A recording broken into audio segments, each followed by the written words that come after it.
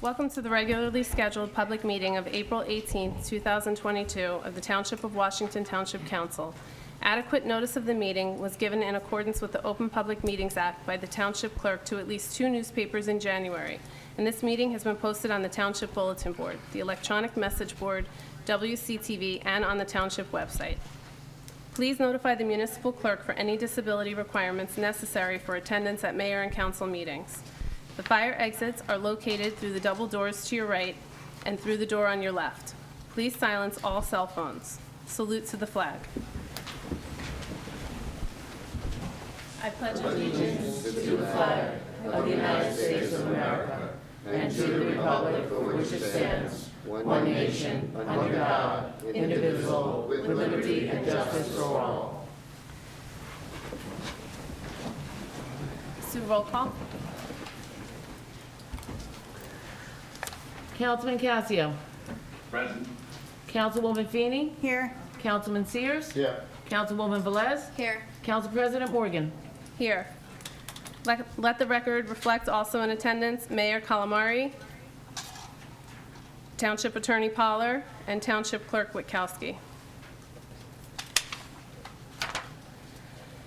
Vaccinators may begin administering the second booster dose to eligible populations. CDC has approved additional booster doses of mRNA vaccines, Pfizer or Moderna, for certain populations. Currently, the recommendation is to provide additional boosters to individuals who fall into the following categories: people who receive Johnson & Johnson COVID-19 vaccine for their initial and booster doses, adults ages 50 and older, people ages 12 years and older who are moderately or severely immunocompromised. For additional information, please visit www.cdc.gov. Street sweeping will take place over the next 2 weeks, April 11th through April 22nd. Please make every effort to remove your vehicles from the street to allow for better cleaning. Free tree seedlings will be distributed on Saturday, April 23rd and April 30th from 9 a.m. to noon at the DPW. On Saturday, April 23rd, a tree dedication service will be held at Martini Park at noon for our former mayor, Janet Sopkowitz. On Sunday, April 24th, a tree dedication service will be held at Clark Fields at noon for our former councilman, Arthur Cumming. A waterway cleanup will be held on Saturday, April 30th. If anyone is interested in volunteering, please meet at Bethany Church parking lot at 10 a.m. The Bergen County Department of Health Services, in cooperation with the NJDEP, Bureau of Environmental Radiation, is offering free radon test kits to Bergen County residents. For information on how to obtain your free radon test kit, please call 201-634-2804. DPW Building Plan. Residents may view the proposed plans as presented at the March 21st council meeting by visiting our website. The Mobile Motor Vehicle Commission Unit is coming to the Township of Washington on Monday, May 9th. Residents must sign up to secure a spot at least 2 weeks before the event. Spots are limited. Please visit our website for all the information and link to the sign-up sheet. Township Shredding and Electronic Recycling event will be held on Saturday, April 23rd from 9 a.m. to 1 p.m. at the Bethany Community Center, 605 Pascack Road. The next meeting of the Township Council will be on May 2nd, 2022, beginning at 7:30. And I just wanted to mention again, I don't know if this is helpful, but Optimum is out. So there is an outage on channels 76 through 78 for Optimum. I was told WCTV.us is where you can find the live stream. So if you can text anybody who you think may be trying to log on and can't see it, that'd be helpful.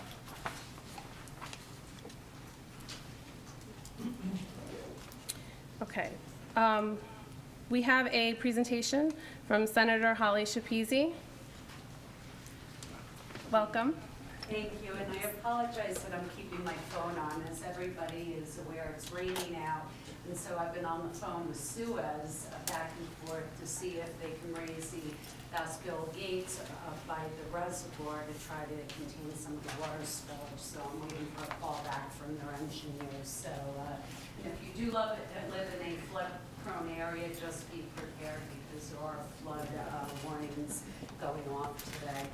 I'm sorry, I was just told they want you to, Ricky, WCTV wants to give you a microphone. Do we have one? Yeah, it's back here. I'm sorry, should have given you that first.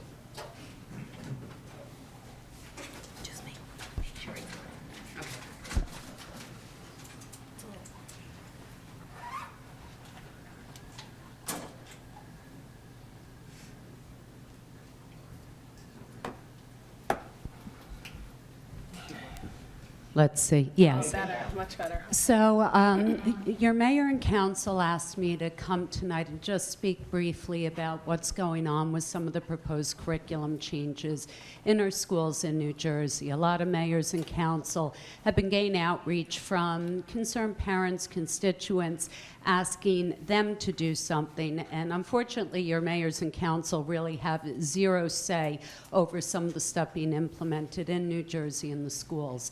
I'm a mom of a 10-year-old and an 18-year-old. I have very open, honest conversations with them. I'm not a parent who buries my head in the sand and goes, not my kids. So why did I start pushing back against the proposed new curriculum? 2 weeks ago, I received, along with all of my other senators, an email from concerned parents, actually outside of our district in Westfield, New Jersey, where they had attended a Board of Ed meeting only in the past month and a half, and were being briefed on some of the changes taking place to our curriculum for our schools in New Jersey, including new sex ed standards and guidelines. Attached to that were resources for the parents to take a look at, including proposed new curriculum that was provided as a model curriculum by their superintendent. I got the email. I was lying in bed. I get hundreds upon hundreds of emails a day, but I like to try to catch up and make sure my staff isn't missing out on anything. And also, as a senator, am aware of issues that are going on around the state. So as a mom, I was curious. I didn't know if parents were blowing something out of proportion. I said, let me take a look at what's being proposed. And I started delving in. For anybody who's not aware, in the middle of the pandemic, when our entire world was shut down, in June of 2020, we had over 1 million people out of work. We had our schools closed. The state-appointed Board of Education adopted new standards for all of our classes. Nobody was aware of it. Even a lot of my legislative colleagues were totally unaware of it. And under these new standards, it's everything from kindergarten, first, second grade, all the way up through high school, and what are threshold things that children need to learn about. Some of the lessons are great. It's telling kids that you've got to be kind to one another, accepting, and, you know, just kind of life lessons and trying to take away certain gender stereotypes. If you're a boy, it's okay if you want to play with your sister's dolls. If you're a girl, you can play with trucks, you know, those sort of lessons. But then they started getting a little bit more into graphic detail. By way of example, by the end of 5th grade, students would have to be taught about masturbation, about puberty blockers, a whole host of other things at very young ages. So I started going through and taking a look at the proposed model curriculum that was created by a group called Advocates for Youth. Advocates for Youth is run by a group out of Montclair State University in conjunction with Rutgers. The model curriculum being proposed that's already been adopted in a couple of places, including Montclair, New Jersey, where the president of the NJEA happens to be the mayor and appointed all of the board members and adopted in full the model curriculum, includes very graphic lessons to kids as young as 1st grade and 2nd grade, that just because you have a penis doesn't make you a boy, and just because you have a vagina doesn't make you a girl. And then goes into additional resources where the teachers are told to hand out to children flyers to direct them to a secondary website called amaze.org. So as a mom, I was curious what was on amaze.org's website. The very first video that came up was, is watching pornography normal? And this is being sent to kids who are my son's age, 9 and 10 years old. I pulled up the little video. It was a cartoon video, and it was, yes, watching porn is normal. Everybody does it, and hey, it's free. And in the messaging for this video, never once did it say, children shouldn't be watching this, you're too young, this is not something that's right for you, but rather it went into, well, you got to remember that the only thing is everything in porn is exaggerated, and it like blew up a woman's boobs and stuff like that, and it compared porn stars to superheroes, and just said that, just remember, once you have a sex life, it won't be exactly like this. So I started looking at some of the other videos, and some of this, like even as an adult, I'm embarrassed talking to an adult, a room full of adults, but the next one that kids were being directed to under puberty was about masturbation. And it was, how many times a day should you masturbate? And the lesson was up to 3 times per day because it relieves stress and it feels good. So this was in the model curriculum for our children. I was in shock. My husband was lying in bed next to me. He's listening to the videos. He's going, what in the actual heck are you actually watching? I showed it to him to get a second opinion, and he couldn't believe it. So at that point, as a concerned mom, on my Facebook page, I threw up a post just saying, this goes way too far. We're over-sexualizing even the youngest of children. Parents need to be aware of this and have their voices heard. I never expected that off of my Facebook post it would go international. It went all the way over to Australia. It was on news shows. I was getting calls for the past 2 weeks. The governor refused to comment on it for 7 or 8 days and kept getting asked, is this what is being proposed for our schools? Now, simultaneously with this, and what parents are not aware of, is that there was a bill going through the Senate that was up for a full vote just in December, January, that would have eliminated all local boards of education from determining what books and curriculum were utilized in their local schools. And only books from pre-selected vendors that were deemed to have the appropriate mix of these items in the books would be able to be used statewide. And the only reason that bill stopped is because even amongst the Democratic Party that had sponsored it, there was such a fight in their own caucus that that bill did not move forward. But this sort of stuff was being put forth as a template that would have been mandated, not as a guide, not as just something as a resource, but would have eventually been mandated in all of our schools. So tonight, I am here to talk to you guys as parents, your friends. We need to just educate ourselves. We need to stay on top of this stuff. We need to have our voices heard as parents as to each appropriateness of what we're doing in our school districts. We need to have people go to your Board of Ed meetings, talk to your Board of Education members, talk to your superintendents, and express whether or not that is something that you deem to be appropriate for your children, your grandchildren, and whether or not that is something that is reasonable to be taught in schools. There is a happy medium, and the pendulum always swings one way to another. The pendulum has swung too far. And a lot of my colleagues from both sides of the aisle, since this story broke 2 weeks ago, have pushed back. All of my colleagues who are Southern Democrats representing the state of New Jersey, including leadership, wrote a letter to the governor on Friday asking the governor to rethink what is being proposed because they believe it goes too far.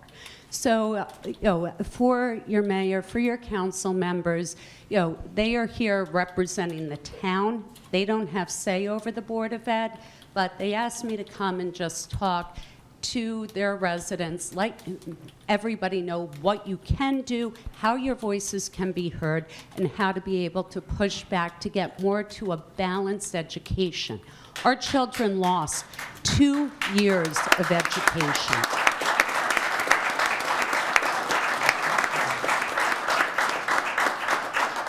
And during that 2-year period, myself as a mom, I know my son who's bright, he cares. When he started school this year, and the standardized tests he took, for the first time ever, it indicated he needed help. He was dropping in all subjects. We need to focus on getting our kids back to where they need to be from the 2 years that they lost during the pandemic. And during that, we can teach them to be kind, to be accepting, to be there for children, regardless of race, color, sexuality, or anything else. But we do not have to teach our youngest of children the most sensitive of topics at this moment in time. And there's an age appropriateness to all of this, and the stuff that I've been reviewing had absolutely no appropriateness and no place in the classroom.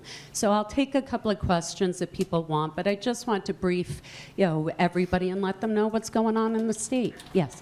What would happen if the town decides to not follow what the Department of Education mandates us? What if they say, no, we're not going to do it because we don't agree with it? What happens then? Well, this is where it's getting interesting because the Department of Education is now backpedaling, saying that communities don't have to do it and they were just guidance. But yet the resolution that got adopted at that June 3rd, 2020 meeting says every school district shall adopt in its entirety the guidelines being put forth. So now the governor's office has indicated they're putting a halt on it to provide additional guidance to all of our school districts. Because I've been speaking to a lot of Board of Ed members, I've been speaking to a lot of superintendents who are going, we have no idea what it is even that we are to implement. We've gotten no guidance from the Department of Education other than links on their website, and some of those links were to this model curriculum that I was just speaking of. So as a result of the backlash, as a result of parents flooding the Department of Education's phone lines, all of a sudden it's, well, we're going to take a second look at this. This is the exact moment in time to have your voices heard. And one of the things is they go, well, parents can opt out. Even myself as a parent, I have never opted out of anything because I always believed in my school district teaching the appropriate things to my child. Parents are also unaware that simultaneously with that adoption, there was another adoption of a legislative initiative to incorporate all of these topics into every subject.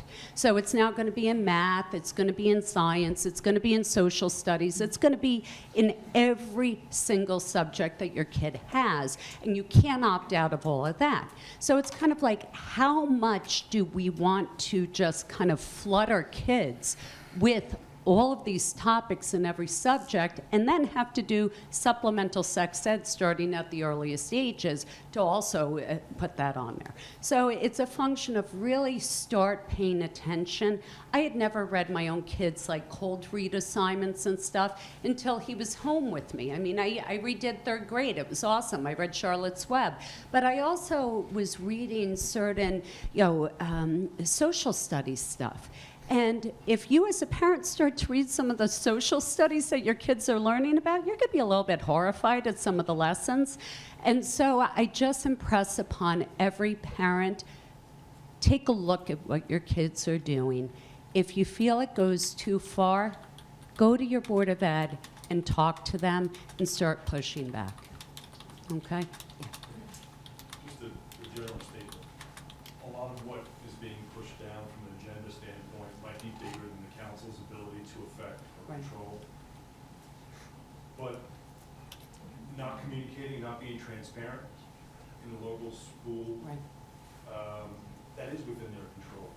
To slip in recent coursework around gender acceptance and all this stuff that was recently delivered to some children, slipping in between a bulletin of what's for lunch and this and that, is not exactly transparent. And so we have kids who went and got a lesson in gym class for a day that they left there pretty surprised and shocked and in disbelief, and actually came and shared with us. We found out sort of after the fact, right? But we don't miss a text when it's, crazy sweater day, or crazy sock day, or anything the heck else. We hear about all that stuff when it's Spirit Day. I mean, texts and emails and everything else. So where's the transparency? And that's one of the biggest issues. And another thing that parents need to be aware of, as well as all of that during the pandemic, there was also a bill passed where you used to have to opt in for the school to do certain surveys of your children. They took that away during the pandemic, and now you as a parent have to opt out of these surveys. So they can ask about your child's sexual orientation, what you do as a parent, any of this sort of stuff, and you now have to affirmatively opt out of your child participating in that. And it's one of those things that a lot of parents, you get the green folder. Who looks at the green folder? You're getting 100 different emails a day, you're at work, so it gets slipped into a hyperlink on a green folder, and you have no idea it's there. And all of a sudden your kid comes home and goes, "Hey, Daddy, I took the weirdest survey today." And so those are the sorts of things that I'm speaking out with our school boards as well. I'm asking for transparency. I'm asking them to be open and honest with parents. And I know they don't want to sit there for 27 hours at a meeting because they're volunteers themselves, but it's also part of their job. And they have to be transparent with the parents of the kids that are entrusted to them. And so it's something that we keep fighting for. I keep fighting against a lot of these bills. I get called everything under the sun because I just believe that parents still need to have a say with their own kids. Absolutely. And there's this whole sort of new thought process that we're all terrible human beings in raising our own children, and so the schools have to raise them for us. And that's wrong. Yeah, that's sort of the point. I would opt out if I could clearly know that I had the option, but I'm not getting that communication directly. Senator So Shapiro. that's a big issue.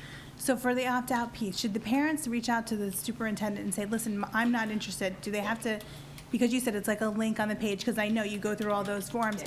Can they ask for the superintendent to say, where do I opt out? Where do I opt out into certain areas of this? Can they do that? And we're putting together a resource for parents right now that we're going to start circulating to communities with parents knowing exactly how to opt out, where to opt out, what you can opt out of, and how to do so proactively. Okay? I think, yeah. I'm shocked because I feel like it's just common sense. In any other time in history, showing inappropriate sexual material to children is criminal behavior. When did that stop and become okay for teachers to do? And you know what? Most teachers, I can't tell you how many teachers have actually reached out to my office saying, thank you, because we don't want to have to teach this. It's awkward for us. We're concerned about the backlash we're going to get from parents, from a kid coming home on some sort of inappropriate thing. And I think most school districts are pushing back, and most Board of Eds are pushing back, saying, you know what, we're not going to teach the most extreme stuff, but people need to stay awake, stay aware, to know that this is what is being pushed in our respective schools. And it's really interesting because even the governor's office was like, oh, that's just a model curriculum, it's not being used. One, it was on the state website. Two, it's being used, including in the very school district that the president of the NJEA is the mayor of. So how are you saying it's not being used? They interviewed the woman who actually wrote the curriculum, who's a professor of sexuality at Montclair State, and in her interview she said, yes, this is the model curriculum that we're trying to get into every school district throughout all 50 states. So there's so much backpedaling right now, but it's kind of like, no, you got caught, this is what you were trying to do, and now you're trying to say, oh, parents are mad, so it's not what we meant to do. It's called pedophilia, and it's illegal.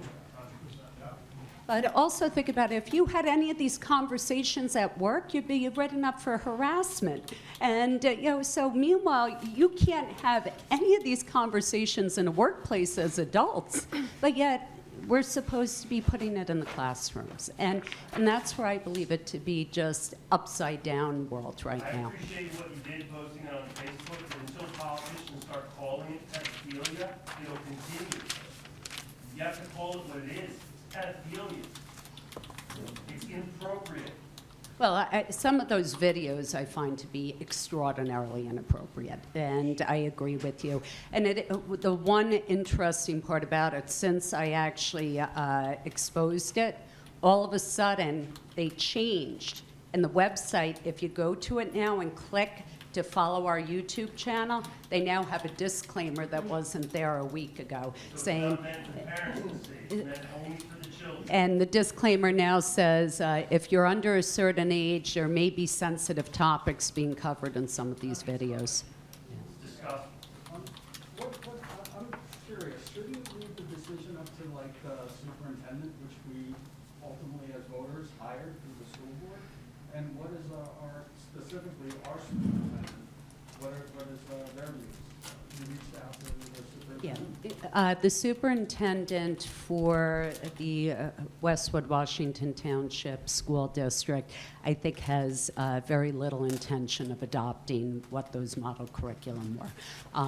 The place that it was given to was Westfield. That happened to be actually the prior superintendent for your school.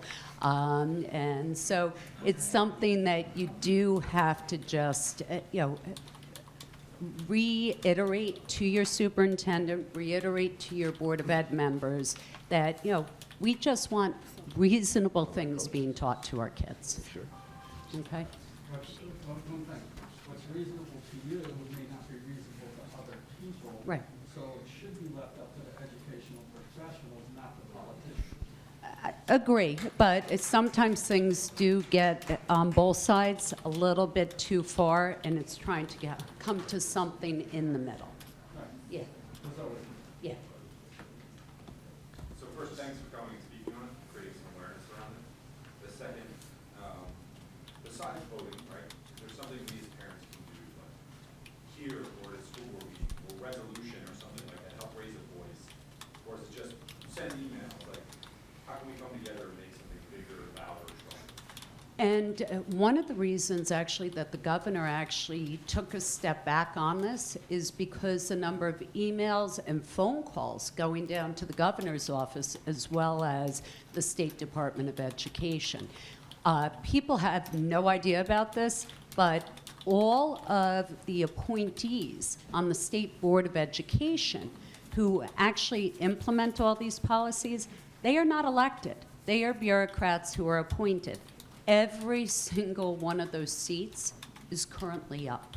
So if, for something that nobody even is aware that it exists, I think it's going to be very important to ensure that there is a mixture of people who are going to be appointed to that State Board of Education, because they are the ones who promulgate and dictate administratively what the schools in the state must teach. So then two questions. One, is a resolution worthwhile in either here in this setting or in a school board? And two, who are they appointed by? The governor. So it's something that at least at your school boards, a resolution at your school board about, what your superintendent, what your Board of Ed wants to see moving forward. A lot of people even said, even if they embrace the new curriculum, they said the timing of this is just so out of whack. And there was a lot of pushback from almost every superintendent in the state, from Hoboken to Camden to Bergen County, saying, we as superintendents, we as teachers, we as school boards are struggling through so much trying to get our kids back on track with just basic educational materials after the 2-year lag. And now you're telling us that we've got to change every textbook, every curriculum, everything that we're doing.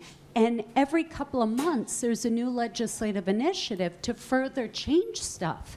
And so the schools are getting bogged down with, whoa, we need a breather. We need to be able to get our feet back on the ground. And we need some help from the state to stop. Just keep putting these new things in front of us. And so that's one of the things that I think the more local school boards, the more superintendents that just have a reasoned voice saying, can we just put a pause and let our kids learn what they need to learn and revisit this? I think that's probably one of the strongest things we can do right now. Okay? I'll second that gentleman's comments. Thank you all. And I thank you, Mayor Keating, and Council for providing just a couple comments you made. I think kind of the pendulum has clearly swung in your direction. I think your notion of, from what I understand, a lot of this curriculum was developed back in 2020, which was right smack in the middle of COVID.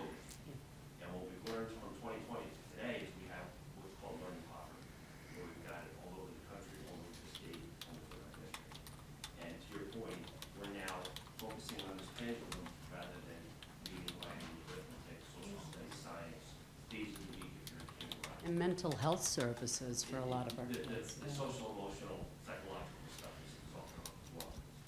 I guess my question to you is, obviously, we understand what you view on all of this.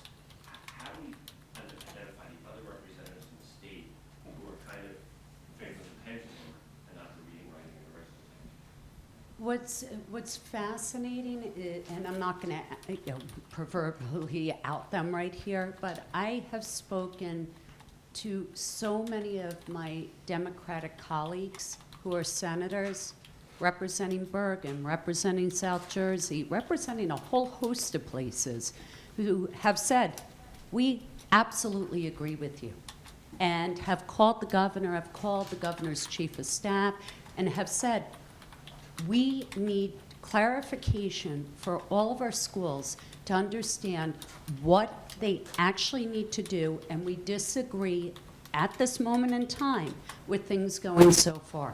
So I think it's a function of all of the senators in Bergen, send an email and say, thank you for speaking up. Thank you for your concerns. We share them as interested parents. Let's focus on the core items to get our kids back to where they need to. Let's focus on what the sex ed curriculums have been, and if this needs to be revisited, we'll revisit it. But at this moment in time, it makes no sense. Okay. Thank you. Thank you. And now I'll leave you guys to the fun part of your meeting. We really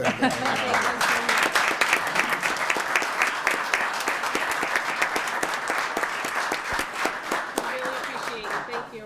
Sorry, we really appreciate you coming. Thank you so much. Yeah, we'll let you know there are other campaigns in other states. Connecticut is currently fighting this along with Pennsylvania. And a few of the school districts there have now won, and they're not adopting it. So I think, thank you for coming, Senator Spizzi, and sending the emails, and whatever you can do in writing and phone calls is your best. I plan on emailing and calling. All right. Thank you. Now we have Father Ray, who would like to speak to the council, the town.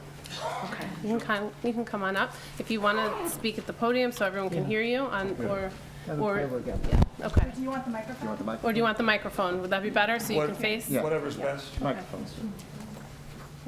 Better. My back is going to be to somebody. Yes, right. It's okay. It could be to us. Yeah, I'm not here to speak on the topic that the senator spoke on, but I certainly do want to add my name to the list supporting what you're doing to protect our children from what I would consider child abuse.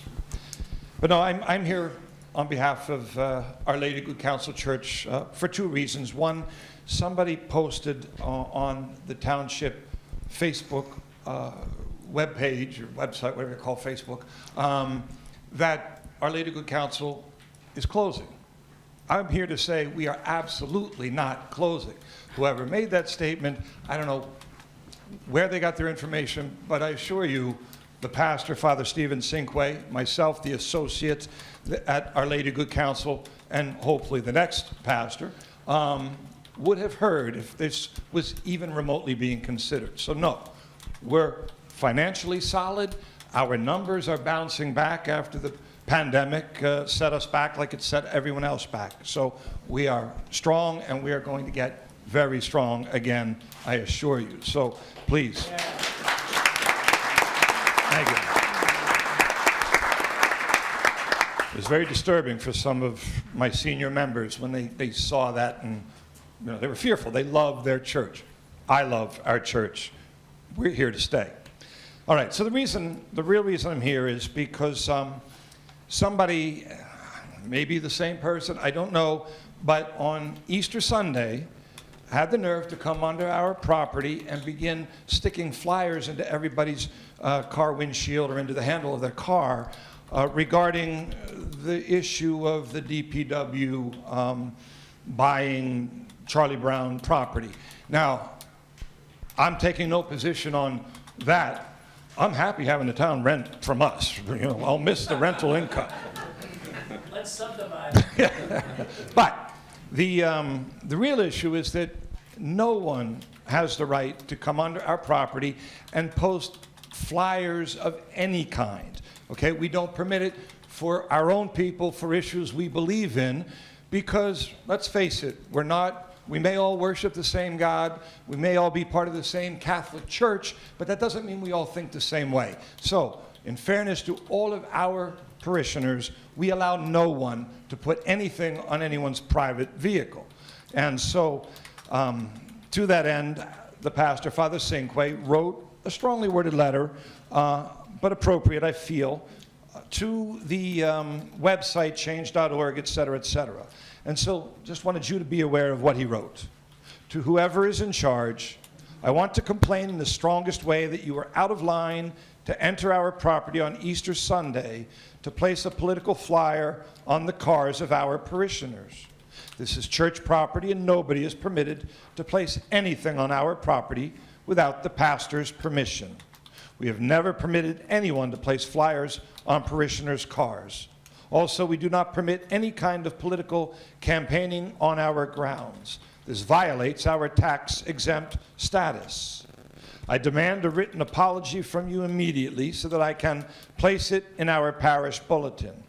Never again attempt to enter our property for your political activities. If you do so, I will seek legal action. Signed, Reverend Stephen Cinque, pastor of Our Lady of Good Counsel. And he forwarded this on to our Archdiocesan Legal Counsel as well. So they now have this all in their record and are standing by. But hopefully this is the end of it. I just wanted to come before you and just put it out there. Please don't do that. If you're the person involved or persons involved, I'd be happy to speak with you privately, individually. But don't go about it in this manner, please. Thank you. Thank you, Father. Thank you, Father.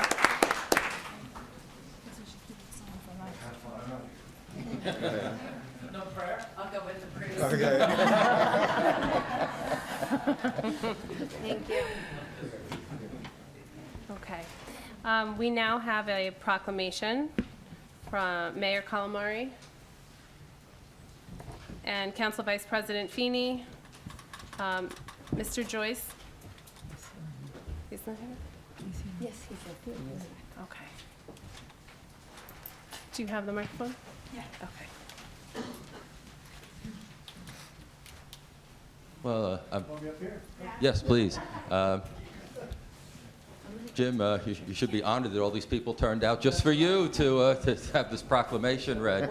Yeah. But, I'm sure most, if not all of you know Jim Joyce, longtime resident of the community, and 55 years.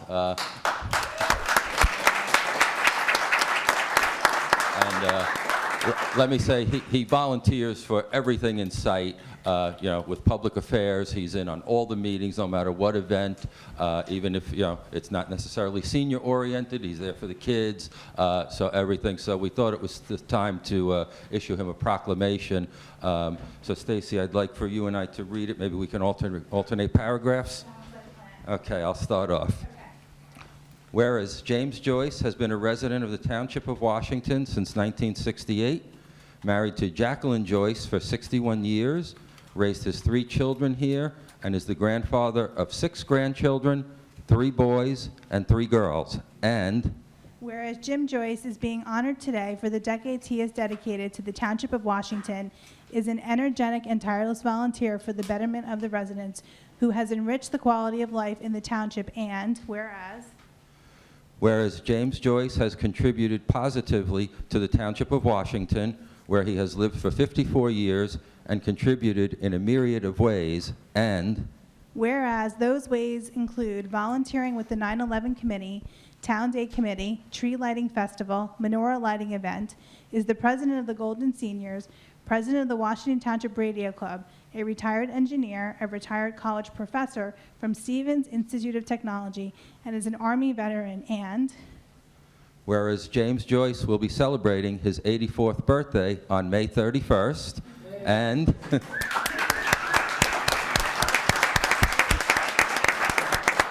whereas James Joyce is revered and loved by all who know him and has been hailed as a legend in his own time and has been a positive impact on the residents of the Township of Washington.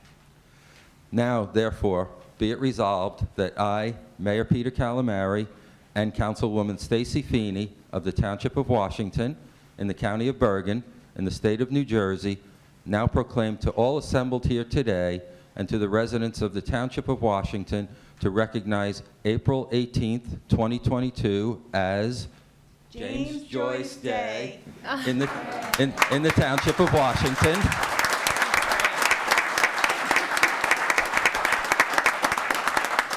And be it further resolved that I encourage everyone to thank James Joyce for all he has contributed to our community and to reflect on all the lives he has touched and all the smiles he has created throughout his life for many years to come. Thank you, Mr. Joyce, for making Township of Washington a better place, and God bless. Thank you, Jim. Thank you.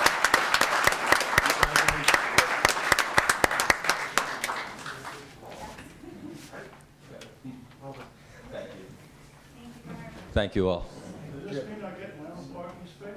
Let's not get carried away now. Congratulations. Congratulations. Yes. Jim.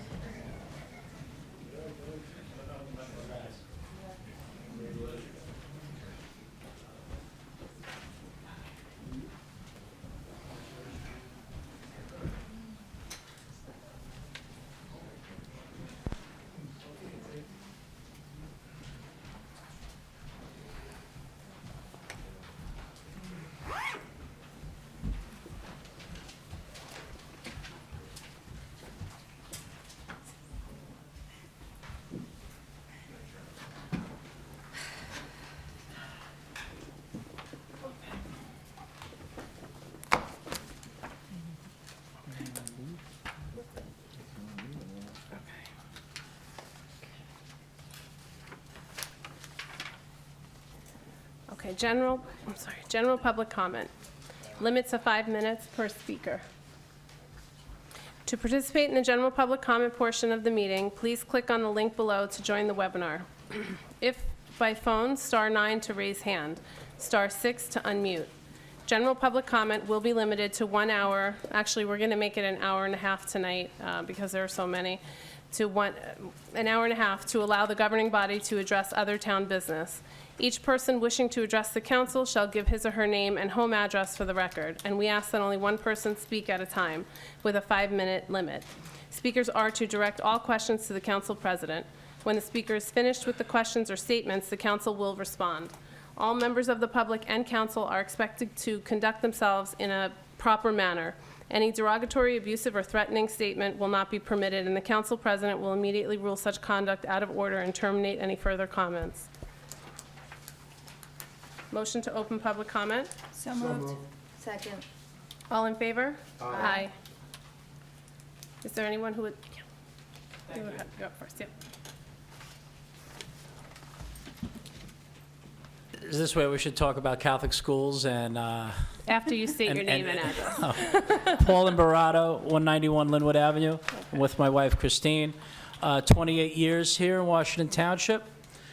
And So obviously, a big topic. I believe a lot of people are here regarding the DPW and the acquisition of the Charlie Brown's facility. So there's plenty of people here that are going to argue about it's the wrong spot and what it's going to do to building an industrial building in a residential area. But I want to just touch on the costs and the usage of the size of the property where it's not going to work. So my background is I own a landscape site construction company, and I'm a developer. I developed a subdivision in this town. I'm building 60 units in River Edge, industrial facilities in Clifton, Marlboro.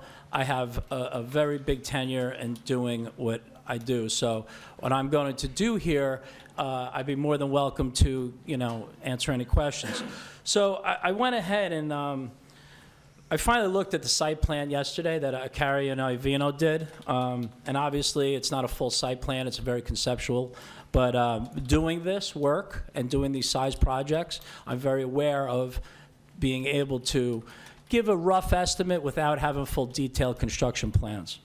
So the purchase of the property is $1.3 million, closing costs, lawyers, environmentals, about $100,000, design engineering, traffic studies, another $150, demo site prep, removals, $200,000, site work, drainage, utilities, the oil separation that needs to be built, building a warehouse like that where you're going to be repairing trucks is about $650,000.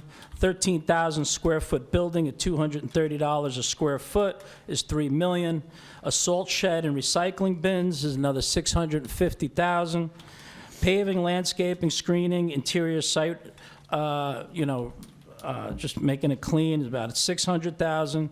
Exterior site improvements, traffic control, if in fact the Bergen County Planning Board is going to make it, which it will probably need to be done, is probably going to be about $800,000.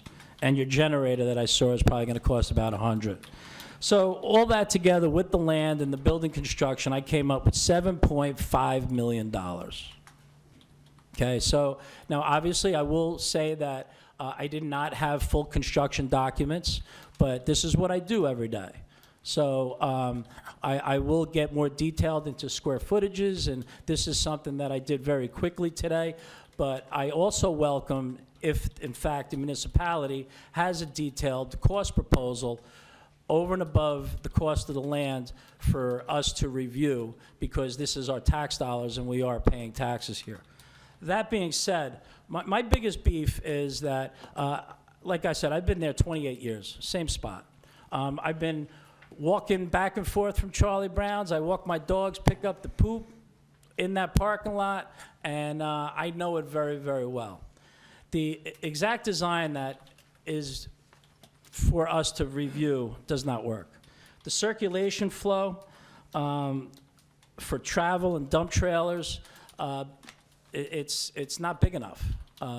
Where they have it all laid out, you cannot get a tri-axle dump truck from the Port of Newark to be able to turn around back into the salt shed. You cannot, in the conceptual, it shows a tractor trailer, which I find quite amusing, that there's no way a tractor trailer can turn around in that parking lot. Now, if you're utilizing pulling into the road and backing into the salt shed, that obviously, I don't think that's what the intent is, but you can't do it. It's just impossible. And I could go further and further and get more proof to it. I have civil engineers working for me. I have architects working for me. What's that? 1 minute left. You got it. The 32-foot in diameter salt shed will only hold 2 loads of salt. It's not enough to maintain the town. You have 12 employees. You're not giving them enough parking. So I welcome, and I've talked to the mayor. He's actually coming to my facility in Clifton on Thursday to give you guys some insight of what the size of a property that you need to functionally do this. I also would like to review, have the opportunity with your consultants to review exactly what the plan is. Okay, so I don't know what basis where you're at. I would like some information on how far along you are with the design intent. And I honestly think, it was funny with Father Ray, I know for a fact the Archdiocese of Newark is looking for people to subdivide and utilize properties. And, you know, right now you're storing trucks right at Our Lady of Good Counsel. And I bet you there's an opportunity to talk to them. That's an acre and a half up above that. That slopes down. You could build retaining walls, and you could move it over there. I go back to Rudy Wenzel, and I designed at Sherry Field an alternate site for the recycling. I'm sorry, your time is up. You can just finish your Thank thought. you. Yep. So anyway, so Rudy was very concerned that the recycling here was not enough. So when we were designing, and we donated a lot of work to all the fields in town, at Sherry Field, we designed actually a 60-90 field there.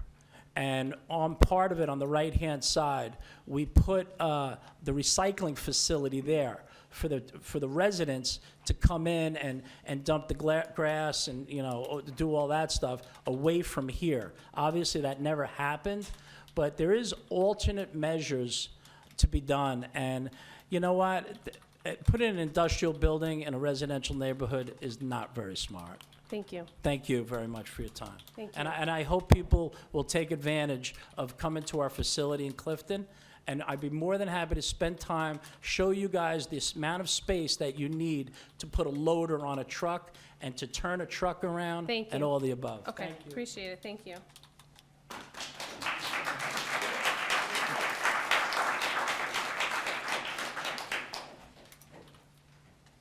Does anyone have any discussion? Anyone want to respond? Mr. Mayor, the salt, we don't store all the salt we use. We pick up salt at the county on a regular basis, correct? We don't just store everything we need in town, just for your information. We do store, need to dump it in there. We No, can't, we do- we I'm do- sorry, hang on a second. We do Just, we do hang on, store Council, some, but we Council Vice don't, President, we hang on a don't keep minute. it on. Hang on a second. I just wanted to be very clear. There's a lot of you right now. We cannot speak from the seats. So when the council responds, just let us finish our thought out. If there's anything more, then we'll email to follow up. But just to have a little bit of order, I don't want, we can't speak from the seats. I'm sorry, go ahead. So I know we don't store all the salt that we use, but we're required to store some salt on the site, is that correct? that is correct. Most of the salt that we do buy every season is stored at the county facility just 2 miles down the road. So what we keep in our salt shed is enough to get us through any one storm. And then when the storm is done, they refill our local salt shed. So, because those are some of the questions we've asked as this process has been going on about what's being stored there, what's being used. So I just wanted to confirm that. Thanks. Okay, is there anyone else that would like to come up? Something else to speak about, or? Anything. Someone can come up, anyone? Hi, Patrick Fay, 107 Cosmo Street. I spoke with you guys a while back about the flooding we're having down by Sherry Field. I have a few things we could try. My brother-in-law is on the council in Pompton Lakes, and his wife is a landscape engineer. I would say the first few years that they lived there, they flooded to the point where they lost the whole bottom part of their house, and that happened 3 times to them. She got involved, and they ended up, it's not dredging, it's desilting and desnagging, I believe. First they had to walk the whole, the stream or whatever to figure out what the problems were. My brother-in-law was saying that now they use drones to pinpoint all the problems and all the down trees and stuff like that. So I was just wondering how far along, or if you guys have looked into that yet, or not, I don't know. But it's getting to the point where every time it rains, as tonight, I'm gonna go home, I've already, sandbagged the back of the door, and, have to move the stuff out of the sheds, and everything from the basement's getting moved up. It seems like our home is probably getting hit worse than the other homes around us. Unfortunately, it takes time. I know it's going to take time for you guys to get something going. So I figured I could, maybe have you guys talk to Pompton Lakes Council, which they're more than happy to help other towns, and they have. So if that's possible, I'd appreciate if you guys would reach out to them and talk to them and see what they've done and how they control it. I know when it first is done, it's a little on the expensive side, but they have a program where every year they go through and clean out what's fallen trees or what's the desilting and stuff like that, which prevents the larger costs that happen when you first start. So that's all I really have to say, and I appreciate it. Thank you. Thank you. So I invited Mr. Kimmick here to speak if there are some questions, if you would like to speak to, this is the engineer. Yeah. Yep. Absolutely. You can sit here. Yeah, that's perfectly fine. Hi, good evening, John Yakimic from Boswell Engineering. I'm not supposed to address the resident, but Council President, I didn't get that address. Was that 107 Cosman? Yes, that was. Okay. I'm familiar with that location, checked the maps. I wrote down everything that the resident said, and I would suggest, if so directed by the mayor, to speak again with the resident, look at this Pompton Lakes alternative. The use of drones is a very good idea to document the stream and to find out where the problems arise. And just to start the discussions to see the extent of the problem, perhaps some costs, but that would be my suggestion, going forward. Okay. I may call you up again a couple more times, if that's okay. That's fine. Thank you. So regarding Sherry, Just a second. Did you want to speak to him? To Mr. Yakimic? yes. Okay, go ahead. Okay. Robert's rule, but go ahead. That's all. Go ahead. I'm sorry, I don't know what you mean. We'll talk Yakimic about was it after. here. That's okay. Go ahead. You can speak. Okay. The location of Mr. Cosman backs directly onto Sherry Fields. Yes. And there already is a water issue there. Do you think that there's going to need to be additional drainage directed in other directions just from your general opinion, from what you've seen in that area, since we get a lot of water in the parking lot back there and on the field? Do you think we're gonna have to do a tremendous amount of work, or? Council President, I do not know yet. I don't know the scope of what we're discussing here and the amount of effort. Right. So until we get a plan together and I present it to the mayor and to Mr. Tovo on what our recommendations are, Okay. I really can't answer your question on how far of a scope this is. I just really don't want to say anything further. Okay, that's fine. Thank you. And I'll call you up again if you... Madam President, may I? Oh, absolutely, yes. Yeah, thank you, Madam. John, I did use drones for Lincoln Park stream going all the way down Washington Avenue up until the Bethany Community Center. So I believe I still have the copy of the drones that we used to pinpoint the trees that are down, the clog in the brook. I'll try and get it to you by the end of the week. That'd be great. I might be able to borrow the drone again, and I'll go from where Cosman comes, and I'll try and copy all of that stream going all the way up. No need, Councilman. Basel has its own drone, and we can Well, I hope they use schedule it duly directed. Perfect, thank you. Thank you. Desiree, may I make a comment? Sure. Thank you. Not to you, John, but to the residents.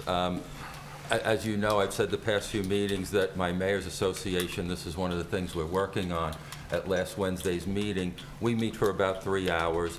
I want to say about 90% of the meeting was dedicated to this topic because, as I've said before, we realize this is a regional problem. If we do something in Washington Township, but either Westwood, Park Ridge, and name any of the towns that are having flooding issues, if we don't do it all together, it's really not going to help the overall issue. That's not to say we're not going to clean our own stream or the Musquaxink in this place from things that we can do, like maybe clear the trees and things. But from what was explained to me, anytime you try and remove soil from a brook like that, it's considered by default a hazardous material because you don't know where that silt came from.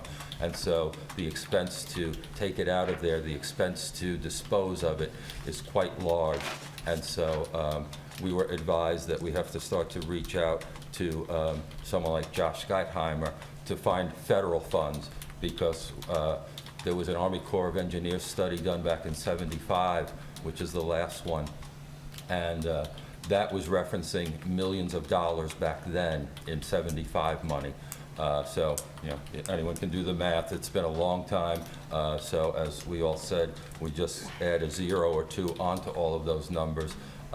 So, it is a challenge, but mayors have said enough other mayors have kicked this problem down the road enough. We're actually going to, start an effort, but it's not going to be overnight as far as a regional solution.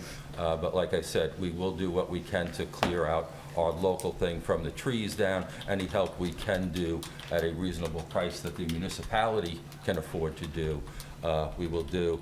And one thing, John, I would ask you maybe to reach out to the engineer in Pompton Lakes because council to council, we won't get half of what you will get as an engineer. So if you would put that on your list to, spend a few hours, reach out to them and see what they've done at an engineering level. I think that's money well spent. Thank you. Thank you. Is there anyone else? You can come up.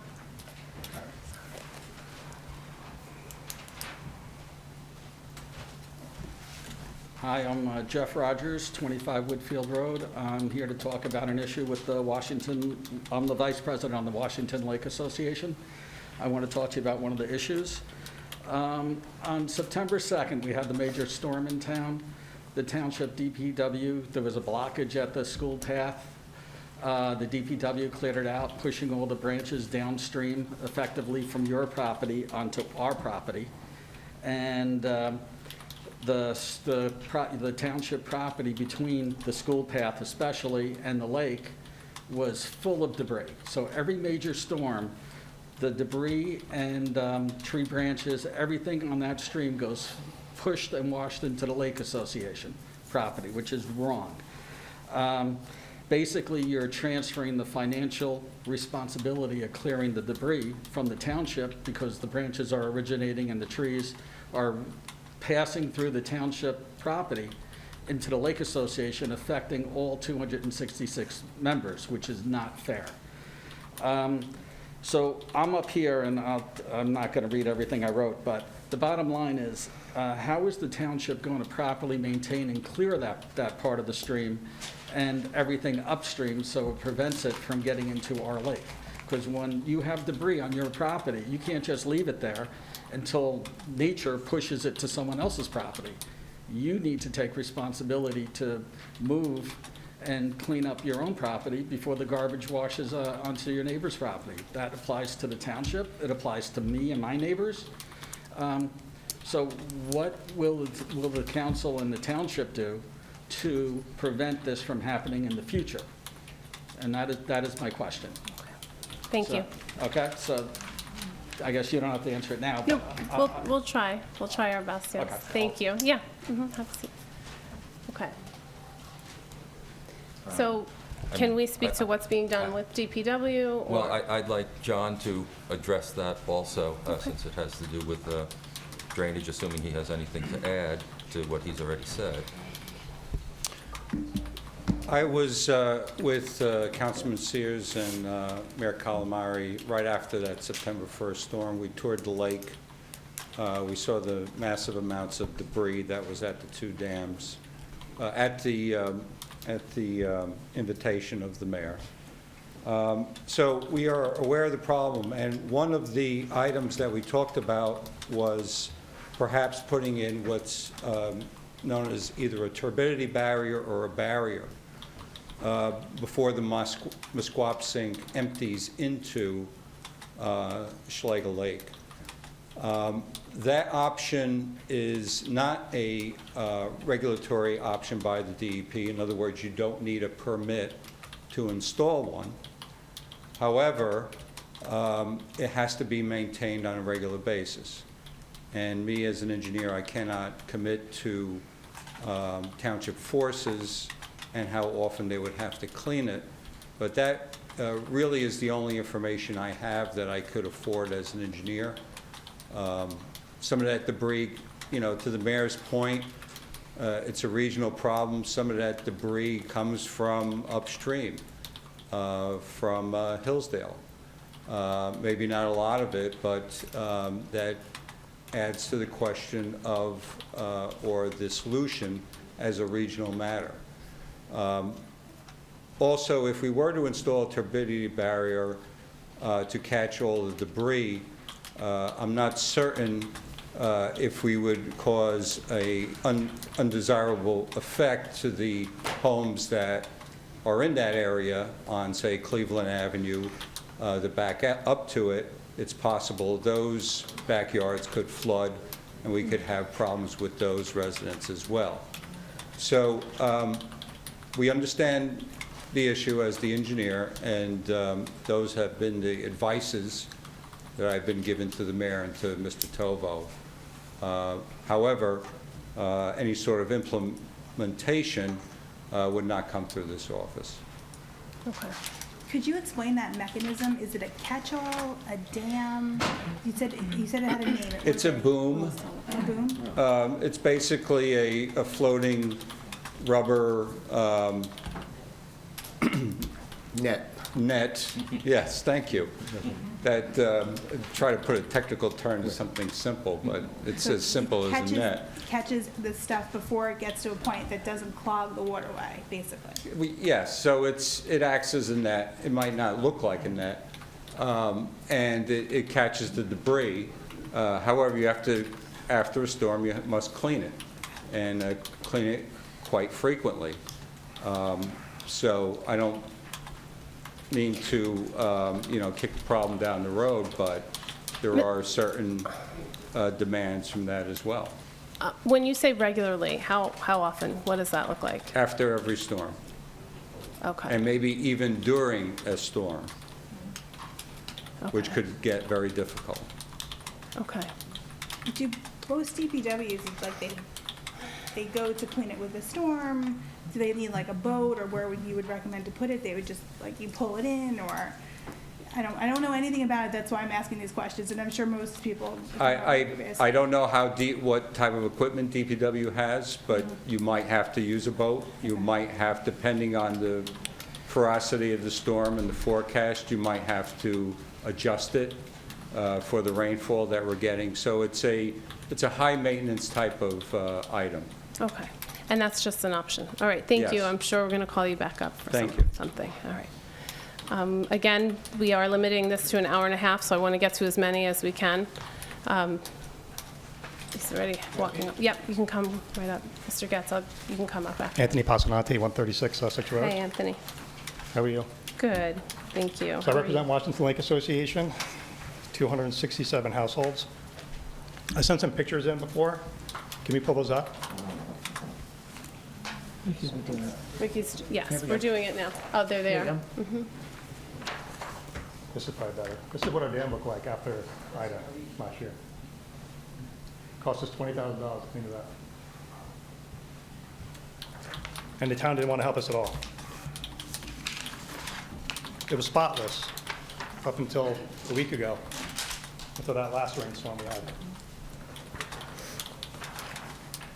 That's why you're flooded. So I did a presentation to you January 24th, 2022. At the council meeting, I presented to you about all the major flooding issues in our town. I explained to you how Washington Lake is filling in with silt, sediment coming directly from storm drains and the brook that haven't been maintained in 40 to 50 years.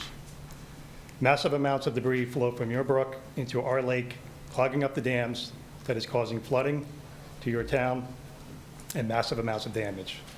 I also explained how this can be fixed by dredging the north end of the lake so it can hold more water, dredge and clean up the entire brook so it can hold more water, and stop the flow of debris from entering our lake that clogs our dams. Also cleaning out all the catch basins around the lake and get them on a normal cleaning schedule. This was 3 months ago, and I see questions are being asked, but I just want to see if any of these issues have been brought up with you. I'm just going to ask a few questions, and then maybe you can answer them when I'm done. At that council meeting, we also discussed a grant. It was called the Water Quality Restoration Grant that you were going to apply for. And we would have received enough money to dredge the brook and probably the whole lake. The deadline was February 28th, 2022. Was this ever applied for? And if it was applied for, I'd like to see the paperwork for it. Because that grant was probably the grant that we actually needed to take care of this lake. Probably a few $1 million. And if that wasn't applied for, I don't know why it wasn't applied for. Also at the council meeting,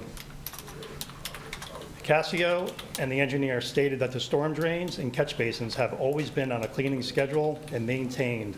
That was a complete lie. Councilman Sears and Councilwoman Desiree, myself, Jeff Rogers, and Bill Fahey walked the lake. Those storm drains were completely full, filled to the top. It doesn't just happen in 1 year. That was probably over the course of 25 to 30 years. And I see that you have sent guys that are cleaning those out recently, but that was only because I made that presentation. And they were doing it with shovels, which I think they're supposed to use a pump truck to clean those out. So the fact that I was lied to at that meeting is not the right thing to do. Pete Calamari, this is for you. At your debate on October 12th, 2021, you were asked a question about flooding, and you claimed you formed a coalition with 10 local towns to combat the flooding of the streams. You stated that our streams have not been cleaned of debris or dredged for 50 years. What is the status on that coalition?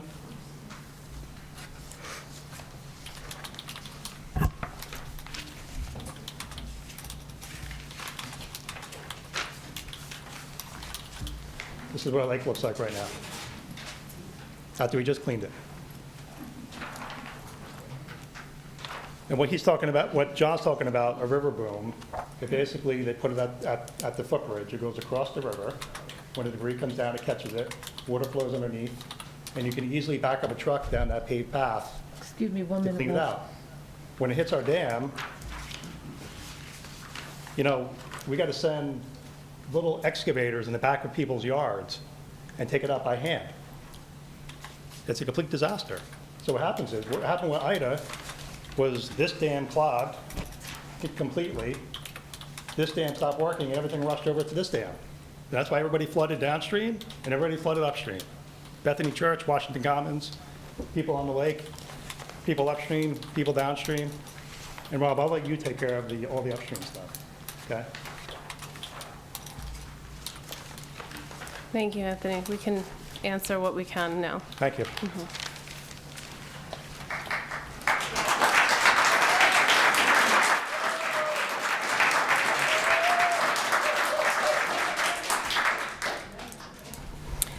Okay, so, Mayor, did we,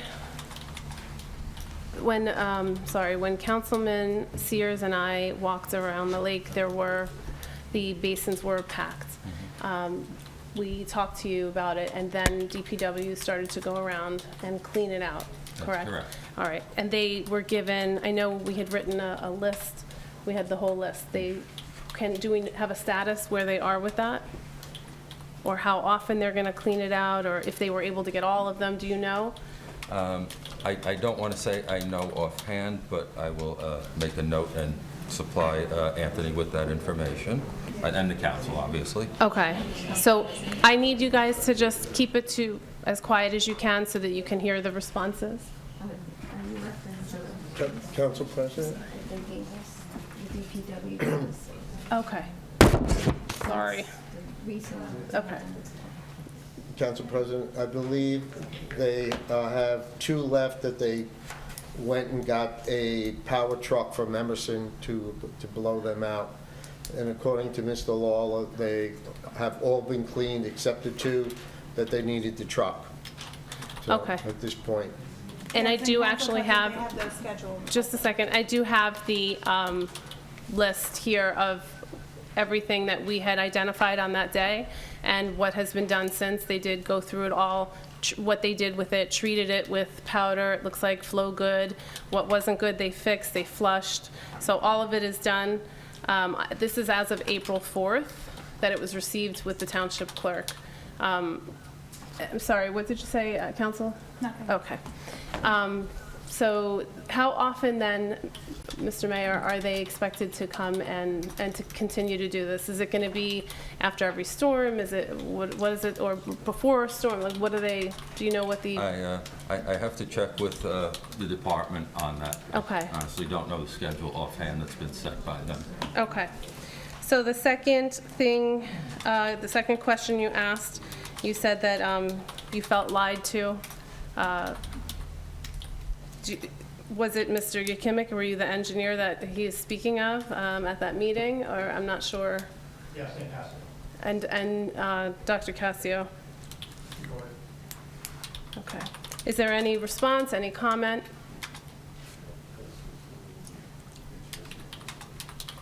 To my knowledge, they're cleaned on a regular basis as per all the catch basins. And that's been reported in the past. Now they do fill it very quickly. We know that. So again, DPW has a responsibility. Hopefully that the administration has taken care of that. Okay. So I think it goes without saying that we're gonna obviously keep a watchful eye and expect to have an update like this routinely. So, Mr. Mayor, you'll follow up with Mr. Tovo and make sure this is maybe something that goes on the project tracker. I'm not sure where it should land, but it should be something that we have a watchful eye on, routinely looking for it. Yeah, I mean, offhand, I would say it will be on some type of schedule, and then as needed after a big storm where it might need more immediate outside the schedule addressing. But I will check on that. Okay, and then I believe the last question was the status on the coalition. I believe I spoke to that earlier when I referenced my meeting the other night at the mayor's meeting. That is the coalition that's been established. So I believe I've covered that. I just want to say you made a comment that we didn't want to help you. Nothing could be further from the truth. We want to help, but this has been an issue with the lake for years. It's a private lake. We cannot spend public money on a private lake. That's just a fact of life. John, perhaps you remember on the grant, I believe Boswell did the research and saw that we would not, yes, please. Yes, please, thank you. Thank you. That we would not be eligible for that grant, but offhand, I don't remember all the particulars about it. If you do, if you wouldn't mind speaking to that. Yeah, we reached out directly to the DEP person in charge of that particular grant, and that grant was not for any desilting or desnagging whatsoever. It was only a grant for public entities to put together a plan for controlling items such as fertilizer running out onto a lake, so it had absolutely nothing to do with desilting or desnagging. Was it close to the amount that the resident was speaking of? Millions, or $250,000? I don't remember what it was that you... Millions? Yeah. Is that the same grant? Is it, could it? Yeah, it was millions available throughout the entire state. Okay. Madam, may I speak? Yes, of course. John, there was 2 grants that came out, one from Sustainable New Jersey and one from the DEP. Sustainable New Jersey said that you can apply for private lakes and waterways and storm damage And that was a February 27 one. Correct me if I'm wrong, because I looked that up. And I thought our grant writer was supposed to assist. And I think, Anthony, you actually asked that the grant writer can assist the association to apply for that grant. And I don't know where it went from there. Well, Council President, all the research that we did was not for the intended. Those trees have got to be pulled out. Went to the Mosquito Commission. They used to do it for us. We were told they stopped pulling the trees out of the streams to open them up, but they will lend us the equipment if we have a share service with the county. I was talking to Bill. We need to have somebody that can operate one of their mobile cranes. I don't know if Bill has anybody to do that right now. I haven't seen him since Friday, but I will ask him tomorrow. Is there a way that we can borrow the Bergen County's crane? It's a small mobile crane with an extended reach to pull those trees out of the stream, and that's going to open the stream up, let water flow a lot faster, and maybe push some of the sill out from underneath that bridge where it clogs. But, like I said, we still need to concentrate on the debris that's coming down from above. So you have, when we took the drone from Lincoln Park, we followed the whole stream all the way down to Pascack Road. And that whole waterway is loaded with trees and down. I know exactly where you're talking about, where the property is washing away. I talked to the builders that are working on the adult assisted living complex, and their property actually extends to the other side of the brook. And we talked to them about possibly putting rock up there to support that ground. I have not been back there since that. I will do that and see where we stand. Okay. But it does need to be cleaned up. There's no doubt. I mean, you can't have those trees laying in that stream and that brook, you know. And Anthony knows I've been down there, you know, so. Does the mayor make Yes. a comment also? Thank you.